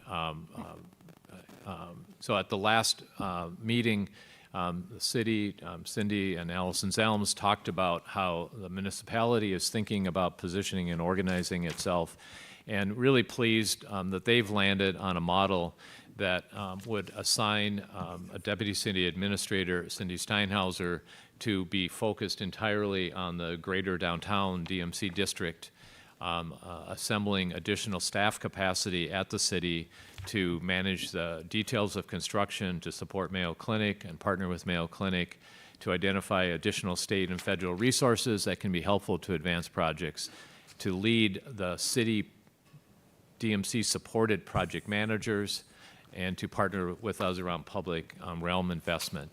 And what's being proposed to you today is that we amend the 5-year CIP for this year and anticipate in future years that our CIP would support a cost share of the position that will be held by Cindy. So not to be talking about Cindy in front of Cindy in a public meeting, it's really about the position of leadership from the city that is a shared position in terms of resource, remaining a municipal employee with the authority and leadership that is part of being a municipal employee, but partnering with us in an even more close way. So that's what's being proposed today. Thank you, Patrick. And again, I will say that knowing that it is Cindy that would fill this role builds at least confidence for me about the value and the return on investment that we will achieve in someone who has been so deeply engaged and supportive and effective in moving this forward. So perhaps it's unusual to talk about the candidate for the position while the candidate's sitting at the table, but it is helpful to know that, and I'm sure my colleagues feel the same way. Why don't we open it up for any questions or discussions? Member Norton. I was going to wait to see if anyone had questions, otherwise I can move it for approval. So I will move Resolution D for approval or an amendment. It's been moved and seconded. The only additional comment that I would make is I will give you some time to move into this role and have some more thought about the structure, but I know that we are funding other staff or supporting other staff positions. I think when we consider our budget this fall, for me at least, it would be very helpful to better understand what we are funding and what relationship those positions will have with you. I'm assuming, and maybe that's all it is an assumption, is that they will report to you. And if that's not the case, then I'd like to better understand when we come back in the fall to discuss budgets about what oversight or authorization you have to really have full purview of the work at the city for the positions and the intent that we are funding, so. And at that time, Madam Chair, perhaps we could even talk a little bit more about what positions we have shared in the past and may continue to share, as well as positions funded, for instance, by DMC, but that are housed at the city. We have quite a mix of things, and maybe as we have those reports, we could just go over that as well. All right, seeing no further discussion, all those in favor say aye. Aye. Opposed? Motion carries. All right, and now we've referred to this several times during the meeting. We're going to move now to the proposal for support from the DMC for historic property in the downtown area, and I'm going to ask Patrick to lead us into this discussion. Thank you again, and welcoming Jamie Rothy to the table, who has been leading this process of responding to the conversation and direction we've had over several years. It really came out of our 5-year update in 2020 and 2021.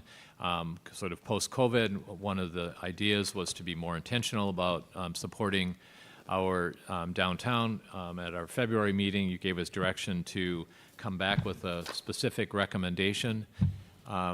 At the same time, the city was evaluating and ultimately made a decision to establish a downtown historic district. And we believe that is really the right portal for us to at least take another step forward in a very specific approach in supporting property owners in Rochester, focusing on the downtown historic district and the properties within that. And again, you saw earlier, we're going to be recommending that you make available up to $5 million over the next 5 years to support capital improvements to properties through an application process, so we can describe all of that. But before I do that, I'll ask Jamie to lead you through the background discussion. Thank you, Patrick. Good morning. It's good to be back in front of you and sharing this information with you today. So as Patrick mentioned, the request before you is there's 2 requests. One is to designate the downtown historic district as public infrastructure, and the second is to advance the financial program related to that. So through our discussion today, just wanted to provide a brief background of work that we have done since we saw you last. A quick reminder that the historic district was established in 2024. Hold on. Switching slides. Okay, one second. My slides are different than what's in front of you. So Patrick just mentioned the timeline that we were with you. Back in our January board meeting, we made a few stops along the way as we gathered information. We stopped at the Historic Preservation Commission here in Rochester. We also stopped at City Council with their study session. We had numerous conversations in our community as well with different stakeholders, so both building owners and tenants. We had a great discussion with our EDA board and then back here for this board meeting. And our next discussion comes back to City Council in June. So now some background as a reminder, the historic district was established in 2024. There are 32 properties in that area. 4 do not contribute to the historic status. We also want to recognize that there's a lot of historic buildings in our community, but these are the buildings that are within this district itself. After we were given direction from the board last time, our team spent time with our city colleagues and other really to do a deep dive into better understanding the attributes and benefits of the historic district of Rochester.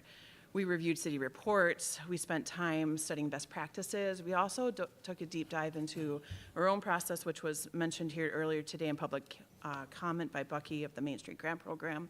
And then we did an extensive amount of interviews, again, with our stakeholders, so both business, building owners and tenants of those buildings. Through that work, what we found is that really successful historic districts have 8 areas of focus. It's not just one component that creates a successful historic district. It's 8 of these, and it's all working together.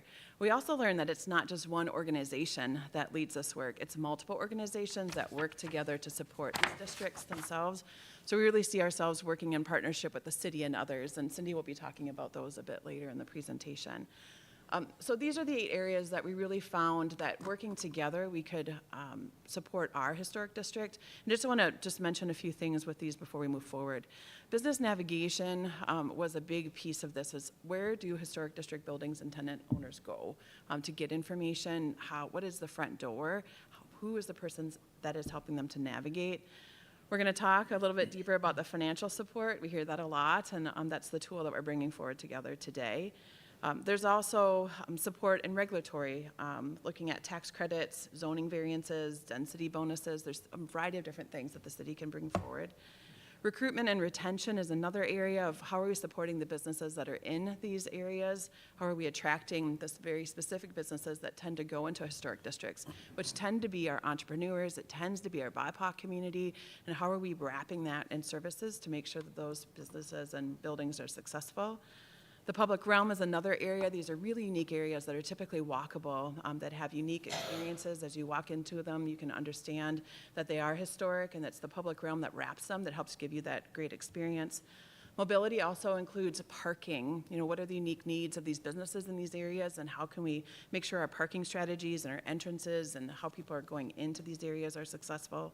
Program activation, and then also branding and marketing are also important areas. And again, we pulled this all from our research, our work with our city, and understanding best practices, but from those community stakeholders as well as we asked questions. So now that we have these 8 areas, what we wanted to do as staff is do a deep dive in understanding our own development plan. What were we able to do? What does the law say? What does it suggest that we can do with the tools that we have? And after we did that review, we really found that there were 3 areas that we felt that we could lead into our own strengths, which are in front of you. The public realm, which we know we spend a lot of time in already and partner with the city. The financial tools, which we're going to talk about today, and then recruitment and retention. Some examples of recruitment and retention is that there are spaces for lease, both on the first ground floor and the second floor. I'm excited to share, and I know we had some kickoff conversations with some historic business owners already last week, where we brought our newest colleague, Lee Kruger, to Rochester and spent some time with the business owners, really understanding the unique attributes of these buildings, what type of tenants have worked well. So those things are already happening. And of course, future discussions in public realm. So as we begin to dive into the financial tools, I wanted to start by sharing a slide that reflects kind of these interviews with building owners and the tenants that are currently in our historic district. And it was really great to spend time with them. We reached out to everybody that we could, had face-to-face, email, and other types of conversations with them. A few that I want to call out that it was really interesting to see that some building owners had quotes in their hands. They were ready to go. They were just looking for funding. Others had ideas but wanted help with more ideas and how they could best position their building for the future. So that really informed a number of different things for us. The first was that it helped to inform process. What did this program need to look like and work like? So they were talking and giving us feedback on the ease of process. Don't make it too clunky, make it the application easy to follow and to execute. Timeliness, of course, is a theme out of that. Looking at being in Minnesota, we have a shorter construction cycle for our outside of our buildings. Let's make sure that we're building this process that reflects that. Grants, not loans. There's a lot of funding available, and that was something specifically that we heard from our stakeholders. Design support. This came through, and when we asked questions like, what do you imagine the future of your building? Sometimes building owners had great ideas, and sometimes they were looking for help. What can I do with my second floor? How can I create more opportunity or more density? I don't know myself. I just love historic buildings, and I could use support. Feedback from our tenants and building owners were also that there's need to help both the occupants of the buildings and sometimes the building owners. And then the last theme that we heard was accountability. And this is a little bit different than what one might think. This is more along the lines of holding themselves accountable of, I'm planning to make these investments and making sure that the investments are great for the future, not just checking someone saying, is that a good investment or not? But from themselves in the community, are they holding themselves accountable and making sure they're making great investments in their historic buildings? Also from our interviews, we wanted to understand, we started to pull out themes around what dollars could be used for, and these were really the 4 themes that came out.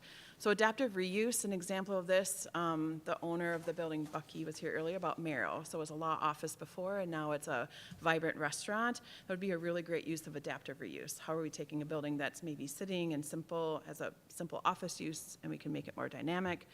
Building systems, think about plumbing, electrical, and HVAC updates. Building safety and preservation, or the roof, think tuck pointing, and also think like the envelope of the building itself. And then code modernization. These are often improvements that are not made per the requirement of an upgrade that's currently happening or needs to happen in a building, and so if someone has not made those updates. And we feel like this is another theme that we heard from the tenants, again, of needs for support with a financial tool.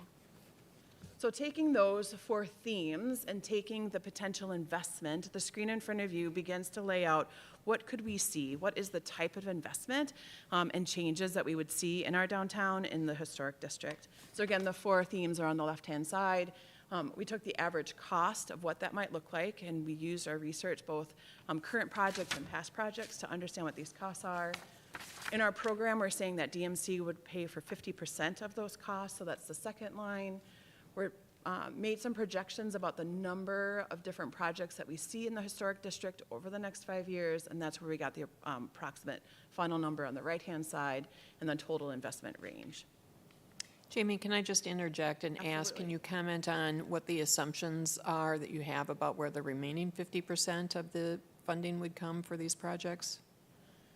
So there's a number of things that we've been trying to understand of where, one of our questions with the stakeholders were, where are they getting money today? Some of them are different programs at different levels. We've also been talking with our city about where this could come from as well. Sure, and I'll just jump in. I have comments later on, but we are going to be bringing forward to the City Council a recommendation for some additional funding for to align with the recommendation from DMC. It's not the remainder 5 million, we'll say that, but that certainly is council's discretion to decide what the final number they want to land on. So we anticipate that a project will likely be a blended model, right? Some DMC dollars, some city dollars, if there's an opportunity for us to assist them in seeking tax credits, depending on the nature of the adaptive reuse, for example, or other funding streams, as well as private equity into the project. Madam Chair, just on that Otherwise- last question, the private equity, is there a private match required for these projects? 50%. Okay, Yeah, 50%. Non-DMC. So Yeah. whatever other sources they can stack I'm against talking that. about their own money. I'm also going to interject and ride that bandwagon because that's why I asked. I will just maybe jump the gun a little bit on the discussion and just say, this is critically important, and I think it is a cornerstone to our success downtown, but for me, it's been one of my bigger challenges about public versus private benefit. And so I have become convinced that this is the right investment for us to make. It will have payoffs. It will generate a lot of interest and opportunity, not just for the current tenants or property owners, but for years to come, regardless of how that changes hands or occupancy. But I do think having some skin in the game is important, and I leave that to you to figure out between the categories where that makes sense and what makes sense. But I think it's fair to say that there's at least some expression among the board that we hope and expect to see that.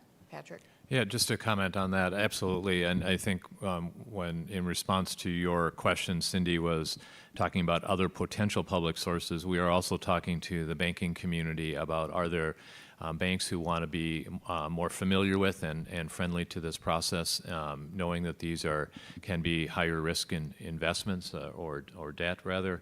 And many building owners are already putting their own money into it. So absolutely. And the slide that Jamie referenced around accountability, that came from a property owner who said, we really need to make sure that we have skin in the game and perhaps our tenants have skin in the game. So I think your comments are resonating. I do think it's easy to think about these as individual projects because they ultimately are individual property identification numbers, and there are 28 properties.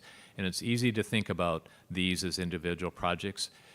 What we're really trying to present to you is a collection that is the historic district as infrastructure, and that this model, which rationalizes how did we get to 5 million, it won't ultimately look like this. It'll look like whatever it looks like, but this is how we rationalized $5 million. But in the end, in a 5-year period, we believe this will resource our community in a way that will generate preservation, rehab, reuse, reanimation of the entire historic district over a 5-year period, in partnership or in parallel to the tremendous investment going on with new construction. And so really that's, we have to present it as individuals because they will be applying and you'll make decisions individually, but it's really in this entire context.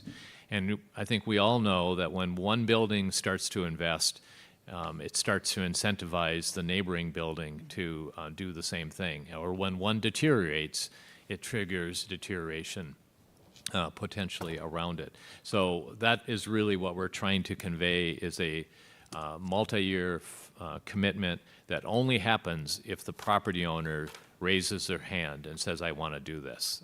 We're not doing this to them, we're doing this with them in response to their appetite to be a part of this preservation, reanimation, and reuse of the historic district. Thank you. I think we may have just covered a lot in the next slide as well. So Jamie, we'll let you get back to your presentation. Sounds good. Thank you. So before you, the financial support recommendation that we're bringing forward is a total of $5 million over 5 years. It's a grant-like program with up to $500,000 maximum per parcel. The program parameters are similar to our current approval process where it must qualify as public infrastructure. We'll have staff board and council review, and the city will manage the financial administration of the project. So a quick reminder of the timeline. So today we're at the DMCC board, city council will be in June.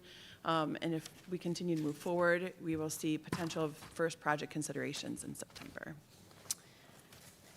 And Patrick and Jamie, I think if there is a methodology by which you can advance some of the project work to get in yet this season before winter approaches, I count on you to let us know if there's a way where we can be flexible ourselves about moving those forward more quickly.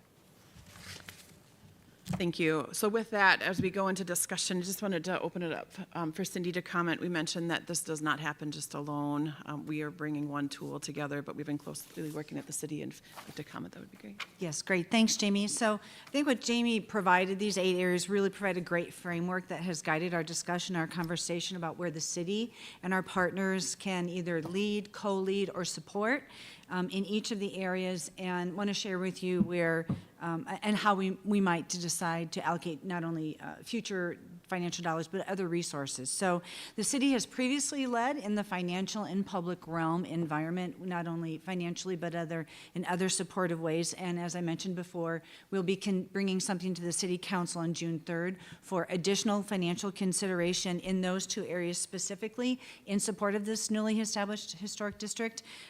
We also lead in the regulatory environment. We lead in the mobility effort environment, and because they're really important to create this vibrant, connected community.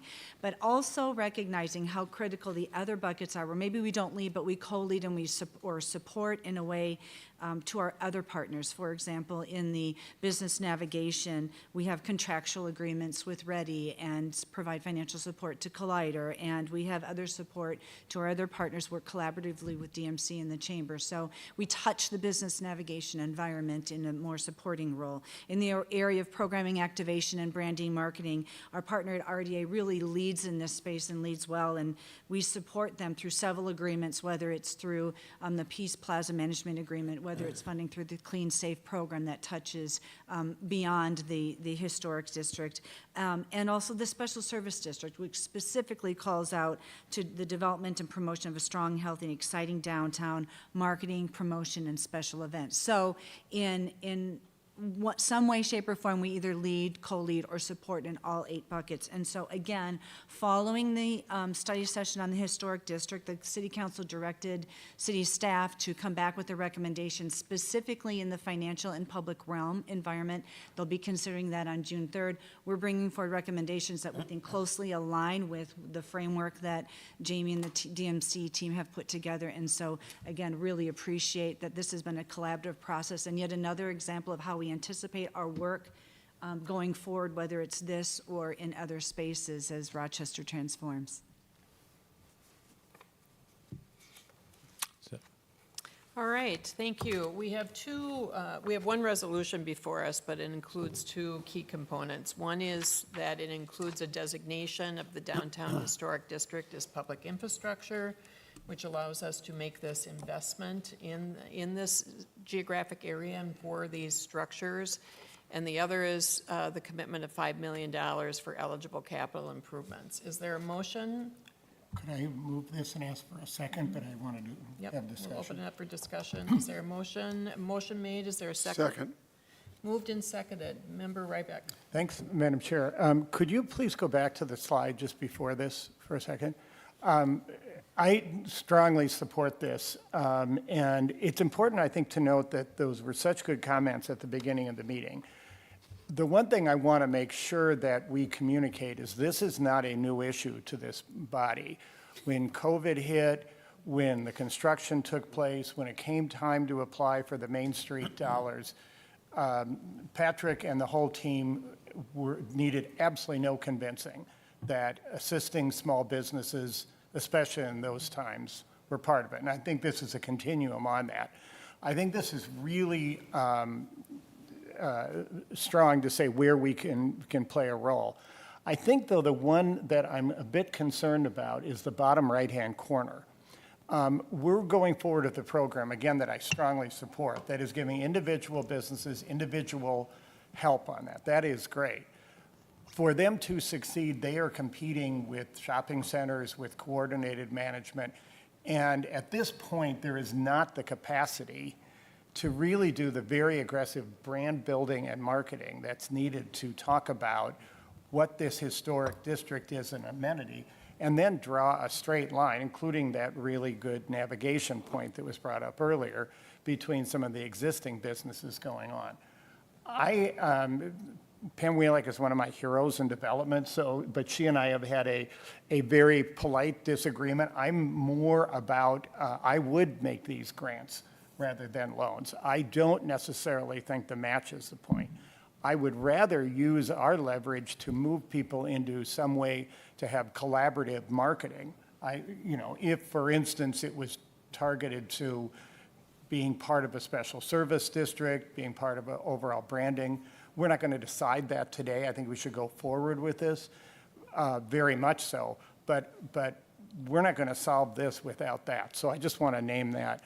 I do think there's also something in the mobility thing that I'm going to say 2 dangerous things, and I get to leave on 52 really quickly. But Broadway is a mess. Broadway is a freeway in the middle of a historic district. I shouldn't be so reckless with my language. It is, however, the experience I had today of parking on one side, crossing over, going to a coffee shop that was alive and vibrant, looking in the window of that art store that you had up there, all of which is great. I had to do that in the most unpleasant pedestrian experience you could have.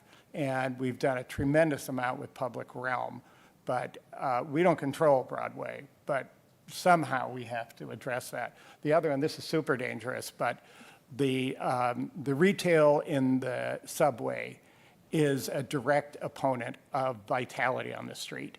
And it's hard enough when you have 2 levels, as we do in Minneapolis.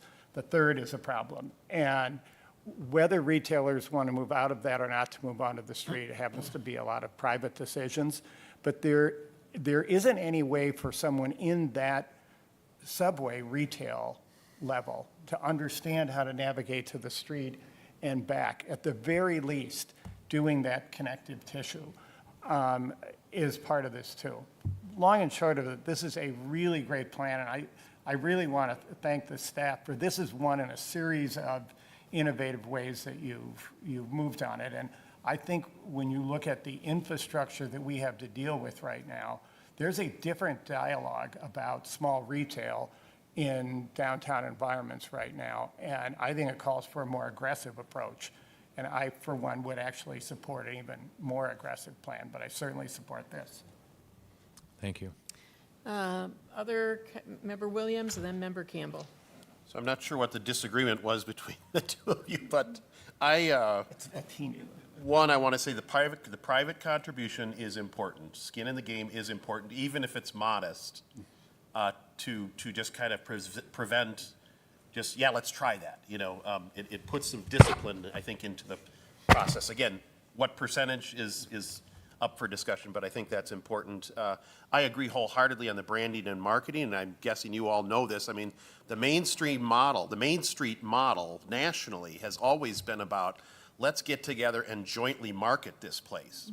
And let's get together and jointly hold up and brand ourselves. And the wayfinding is an important part of that, and there's other things I think that are important there. So I would agree with that branding and marketing, and that's not necessarily a high expense kind of thing. That's more about leadership and kind of rallying the business owners. I actually had a question though about historic designation, and this is coming from a recovering deputy mayor, where buildings get a historic designation and the regulatory and design constraints end up complicating. And I don't know if this historic district assumes that or designates that, or is that a separate state historic designation? Does anyone know that? Yes. Or am I asking the right question? We'll let you respond. Sure, so let me it's two-part, right? The contributing buildings are contributing in two ways. Either architecturally they're significant, or they're significant because this district represents the first real commercial district in the city of Rochester. So we do have design guidelines, we do have a historic preservation person on staff who would be a resource to work with these building owners so that when we look at adaptive reuse, it's being done in a sensitive way. Now, should a large-scale adaptive reuse involve tax credits, that triggers a federal review, but the people that we have at the staff level meet those qualifications in terms of helping property owners be able to even navigate that conversation at the federal level, state and federal level, if they go for state or historic tax credits. So the short answer is yes, there are design guidelines that are a component that are built into the regulatory review and approval process. I want to reframe the question perhaps because many of us are familiar with the designation of a historic structure at a state level by I think they're in Department of Administration now, the Historic Preservation Commission, which creates another whole, both when the projects are funded and just with the designation, a different set of standards about any modifications to the structure, at least on the exterior and oftentimes on the interior as well.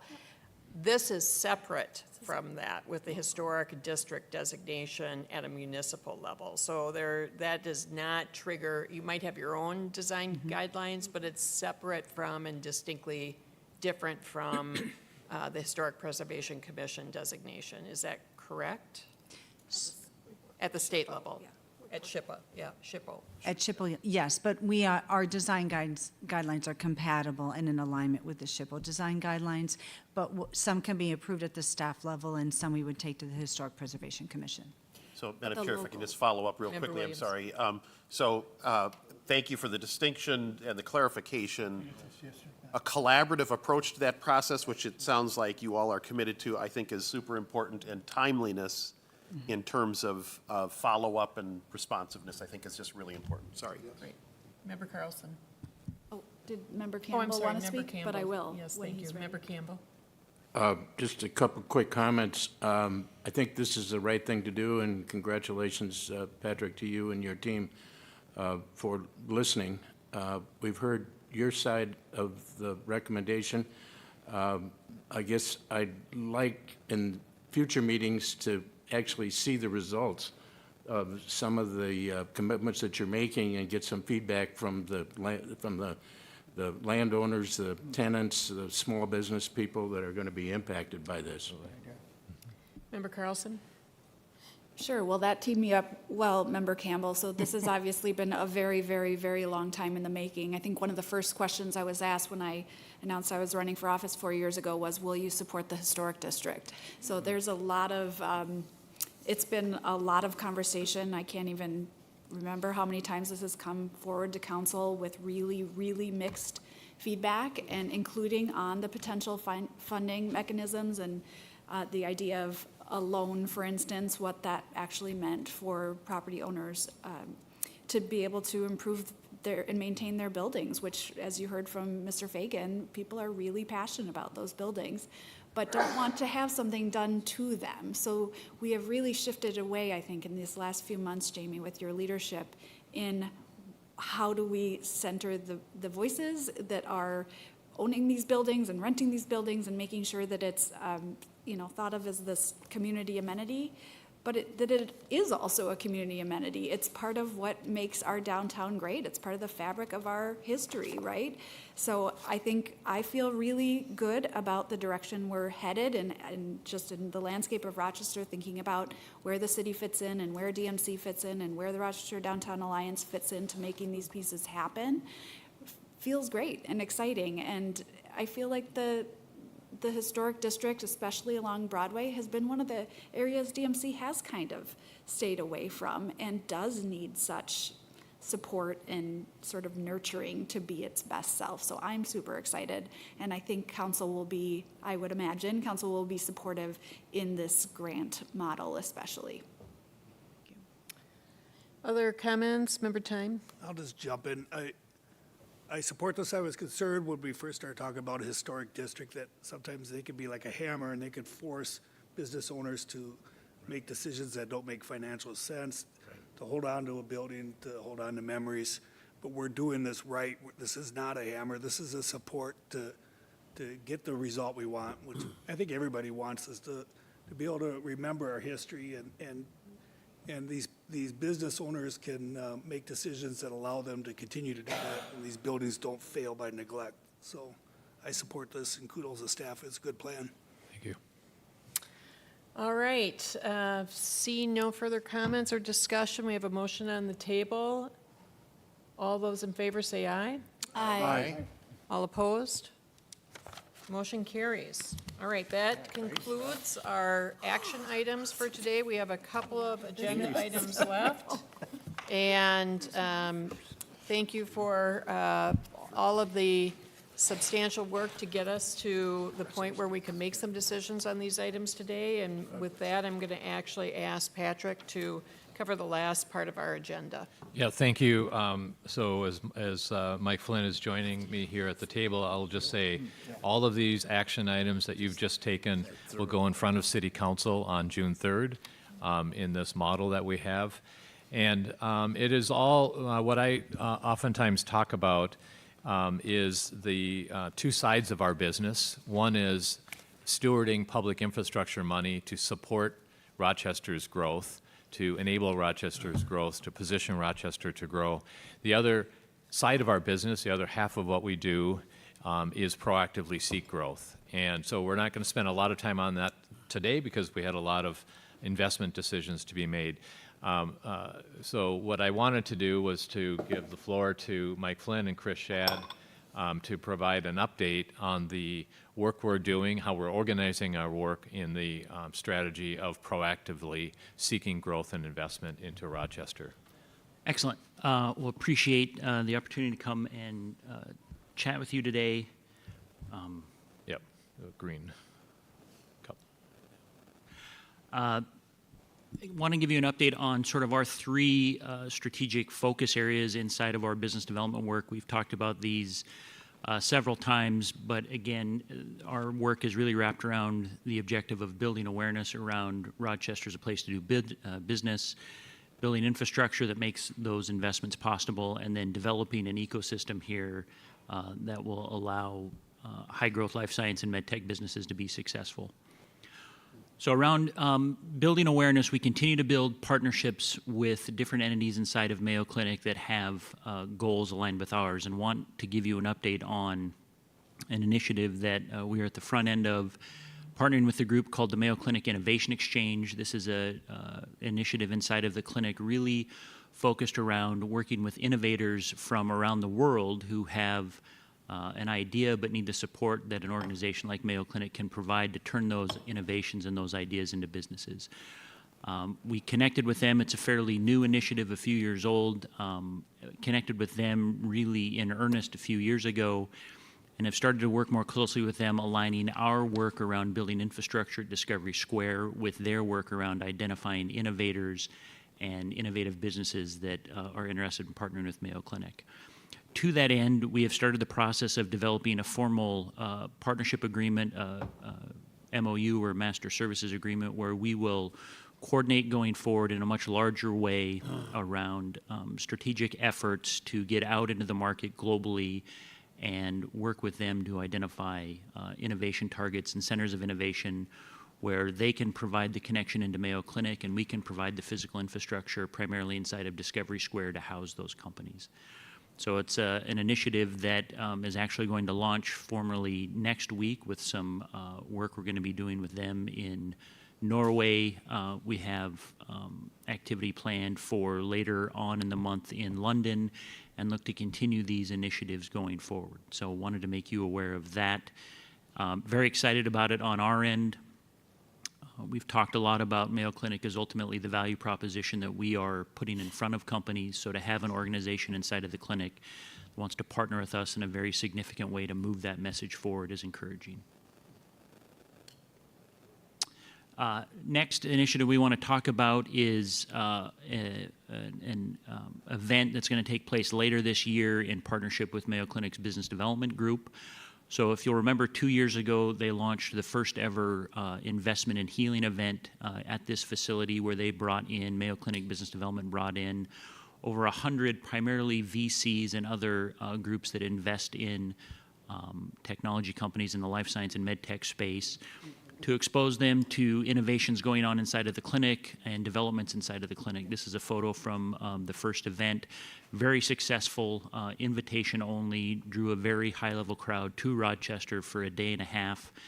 And DMC was able to partner at that event, present some remarks at a lunchtime session around DMC and Discovery Square and the things we're doing as an organization to build our ecosystem here. Excited to announce that we're going to partner again with that group in 2024. And in addition to the program we executed on in 2022, are using that as a venue for us to bring some of our key customers to town for really what will be 2 days of deep dive exposure to Rochester and to the ecosystem we're building here.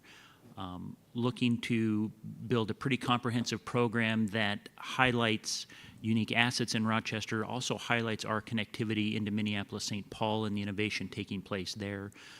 We feel like it's important for us to be successful to make Rochester part of that broader ecosystem. So looking to partner with groups up there and really sell the value proposition of innovation and business growth in Rochester. The next thing I want to just touch on, and this was talked about during the historic district conversation, but some work that we have started to engage in really around retail dining and entertainment, recruitment and expansion in Rochester. Most of the work we do and have talked with you about over the last few years has been around our life science and med tech business development work. Starting in April of this year, we added another vertical to sort of that activity around retail dining and entertainment.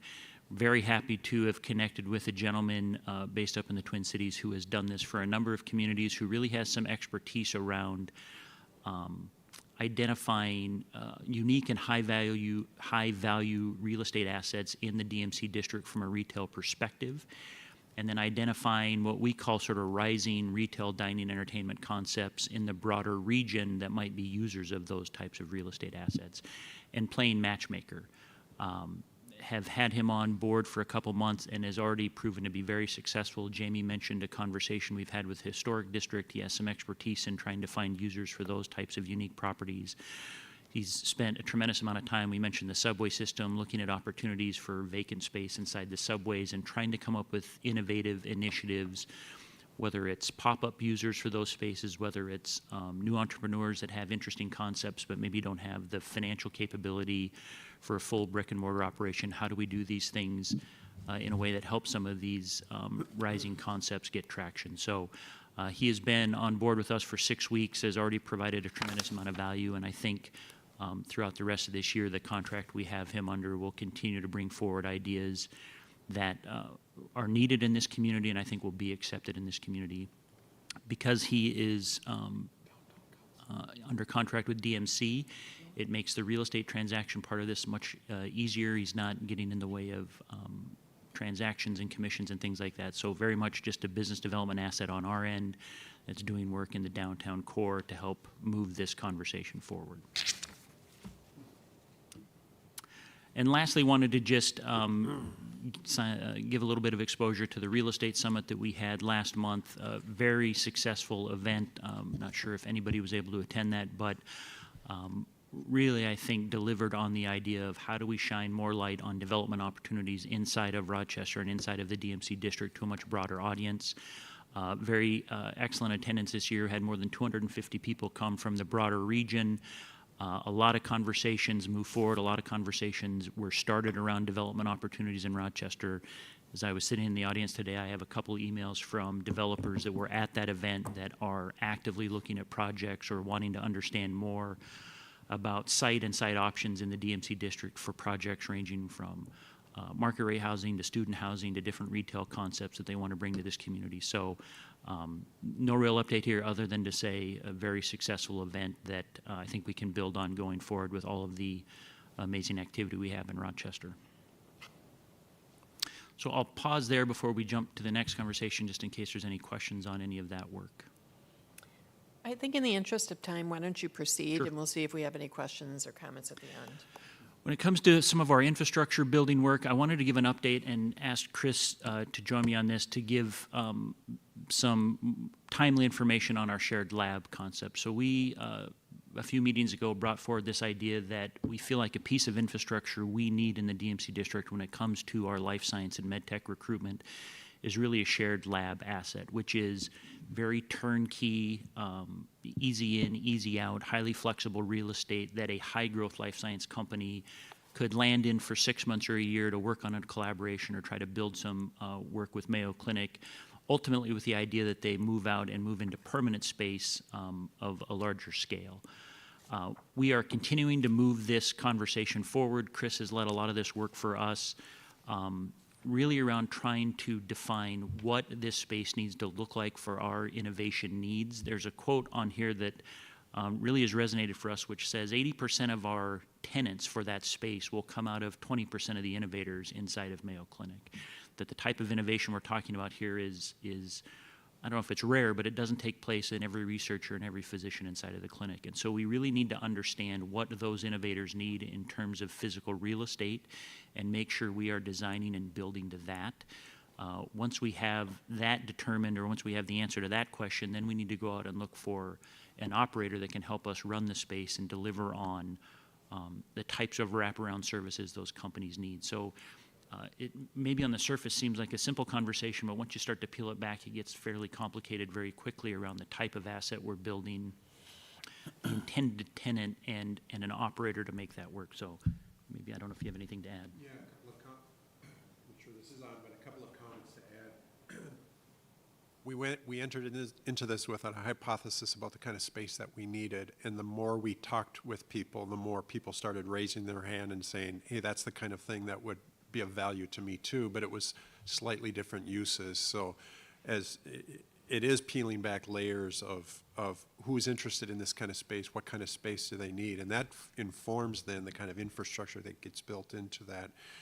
And as we have those conversations, other groups are raising their hand and saying that's something that we would be supportive of or we're interested in learning more about. So we find ourselves finding a larger community of end users. We find ourselves understanding more people are interested in supporting this programmatically or in other ways. So we may end up finding ourselves starting a prototype, starting small with something that delivers something for there's some pent-up demand. We know there's somewhere between 7 and 10 companies that could use something right away. So we may start with a prototype as we continue to learn what all the demand drivers are. But ultimately, we know we need to deliver some turnkey space into Discovery Square. And the goal is that we just want to make sure we're delivering the right product for the right companies with the right stakeholders.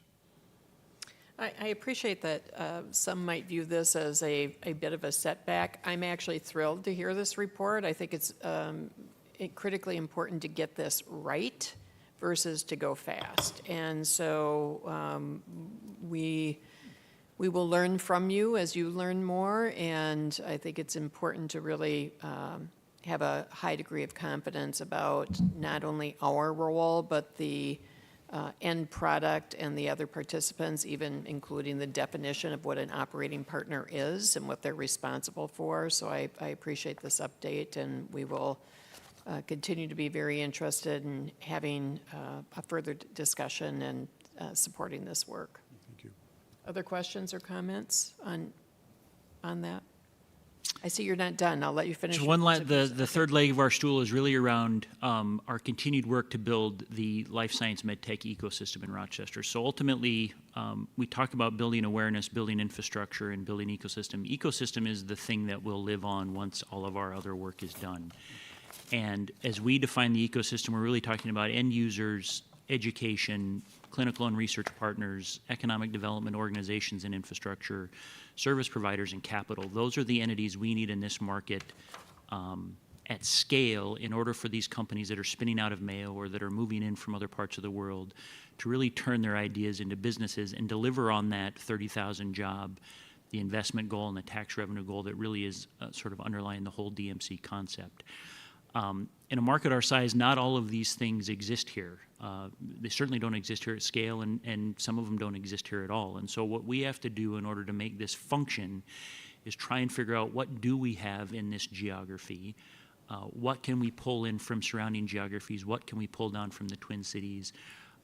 When it comes to things like higher education, what really is our trade area for higher education assets that we need to engage with and build some familiarity with? And ultimately, how do we get all of these things working in tandem so that when a company gets off a plane and walks into Discovery Square, they can understand and feel the ecosystem, that it exists and that it's functioning and they can be successful here. So to that end, we sort of tackle each of these nodes on this wheel one at a time and think through what is the geography and where can we build partnership. And I think one of the things that we want to do next year from a programming standpoint inside of the business development effort is really to start to build out our community of ecosystem partners to deliver on this vision. And that's probably going to involve enhanced relationships with groups in the region, groups like Medical Alley and others. It might involve us partnering with some national groups that help other ecosystems from around the world do this. And it might involve us bringing on additional team members or additional service providers to really help us answer the question of what does our ecosystem look like, what gaps do we have, and how do we go about filling those gaps. So again, just wanted to shine some light on this as an initiative that probably hasn't got as much exposure as some of our other activities from a business development perspective.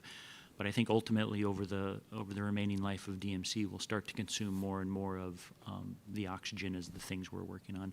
Chris is also going to play a lead role in building this because his experience with the clinic and experience in this market, I think, is unparalleled and will be helpful in this. So that's really the extent. I don't know if you have any thoughts on the ecosystem piece, but The only thing I would add is the circular diagram 2 slides previous. We do have work plan items that we're going to be pursuing this year yet. So again, getting a sense of the companies that are here, there are 35 to 40 life science companies here.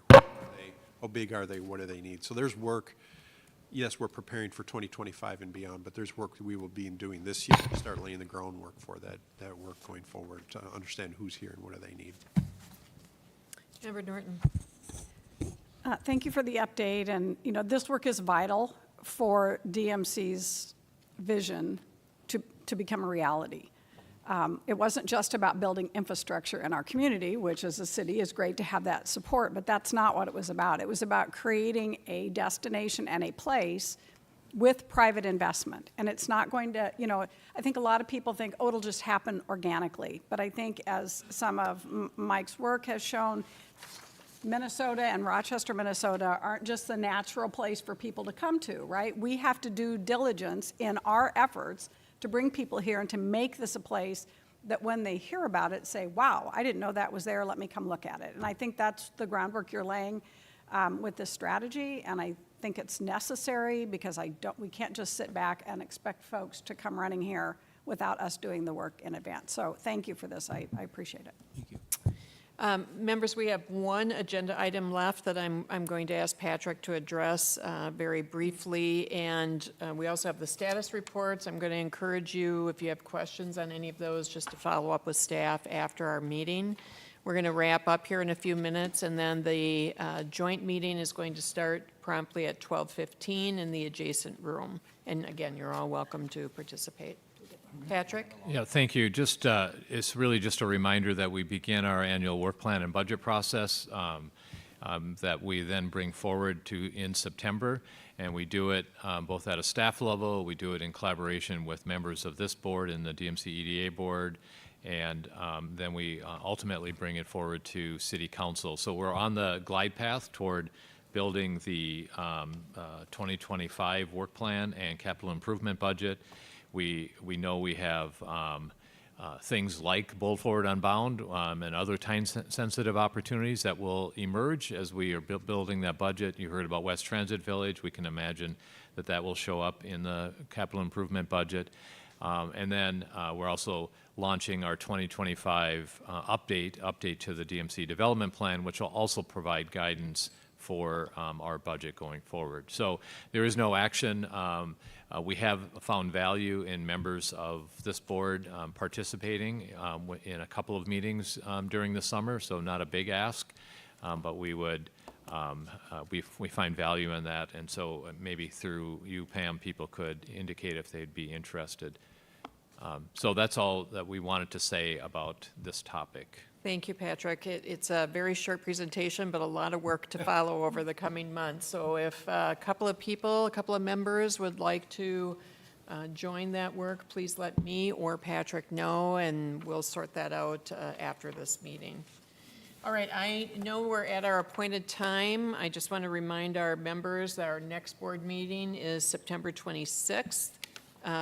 Members, we're going to move to the other room. There will be a lunch for you there that you can grab. You should have enough time to do whatever you need to do, check calls, make a stop in the restrooms, whatever needs you have, and we'll see you there, and we'll start properly at 12:15. So is there a motion to adjourn? Second. Moved and seconded, all in favor? Aye. Any opposed? Thank you. See you shortly. Good work. That was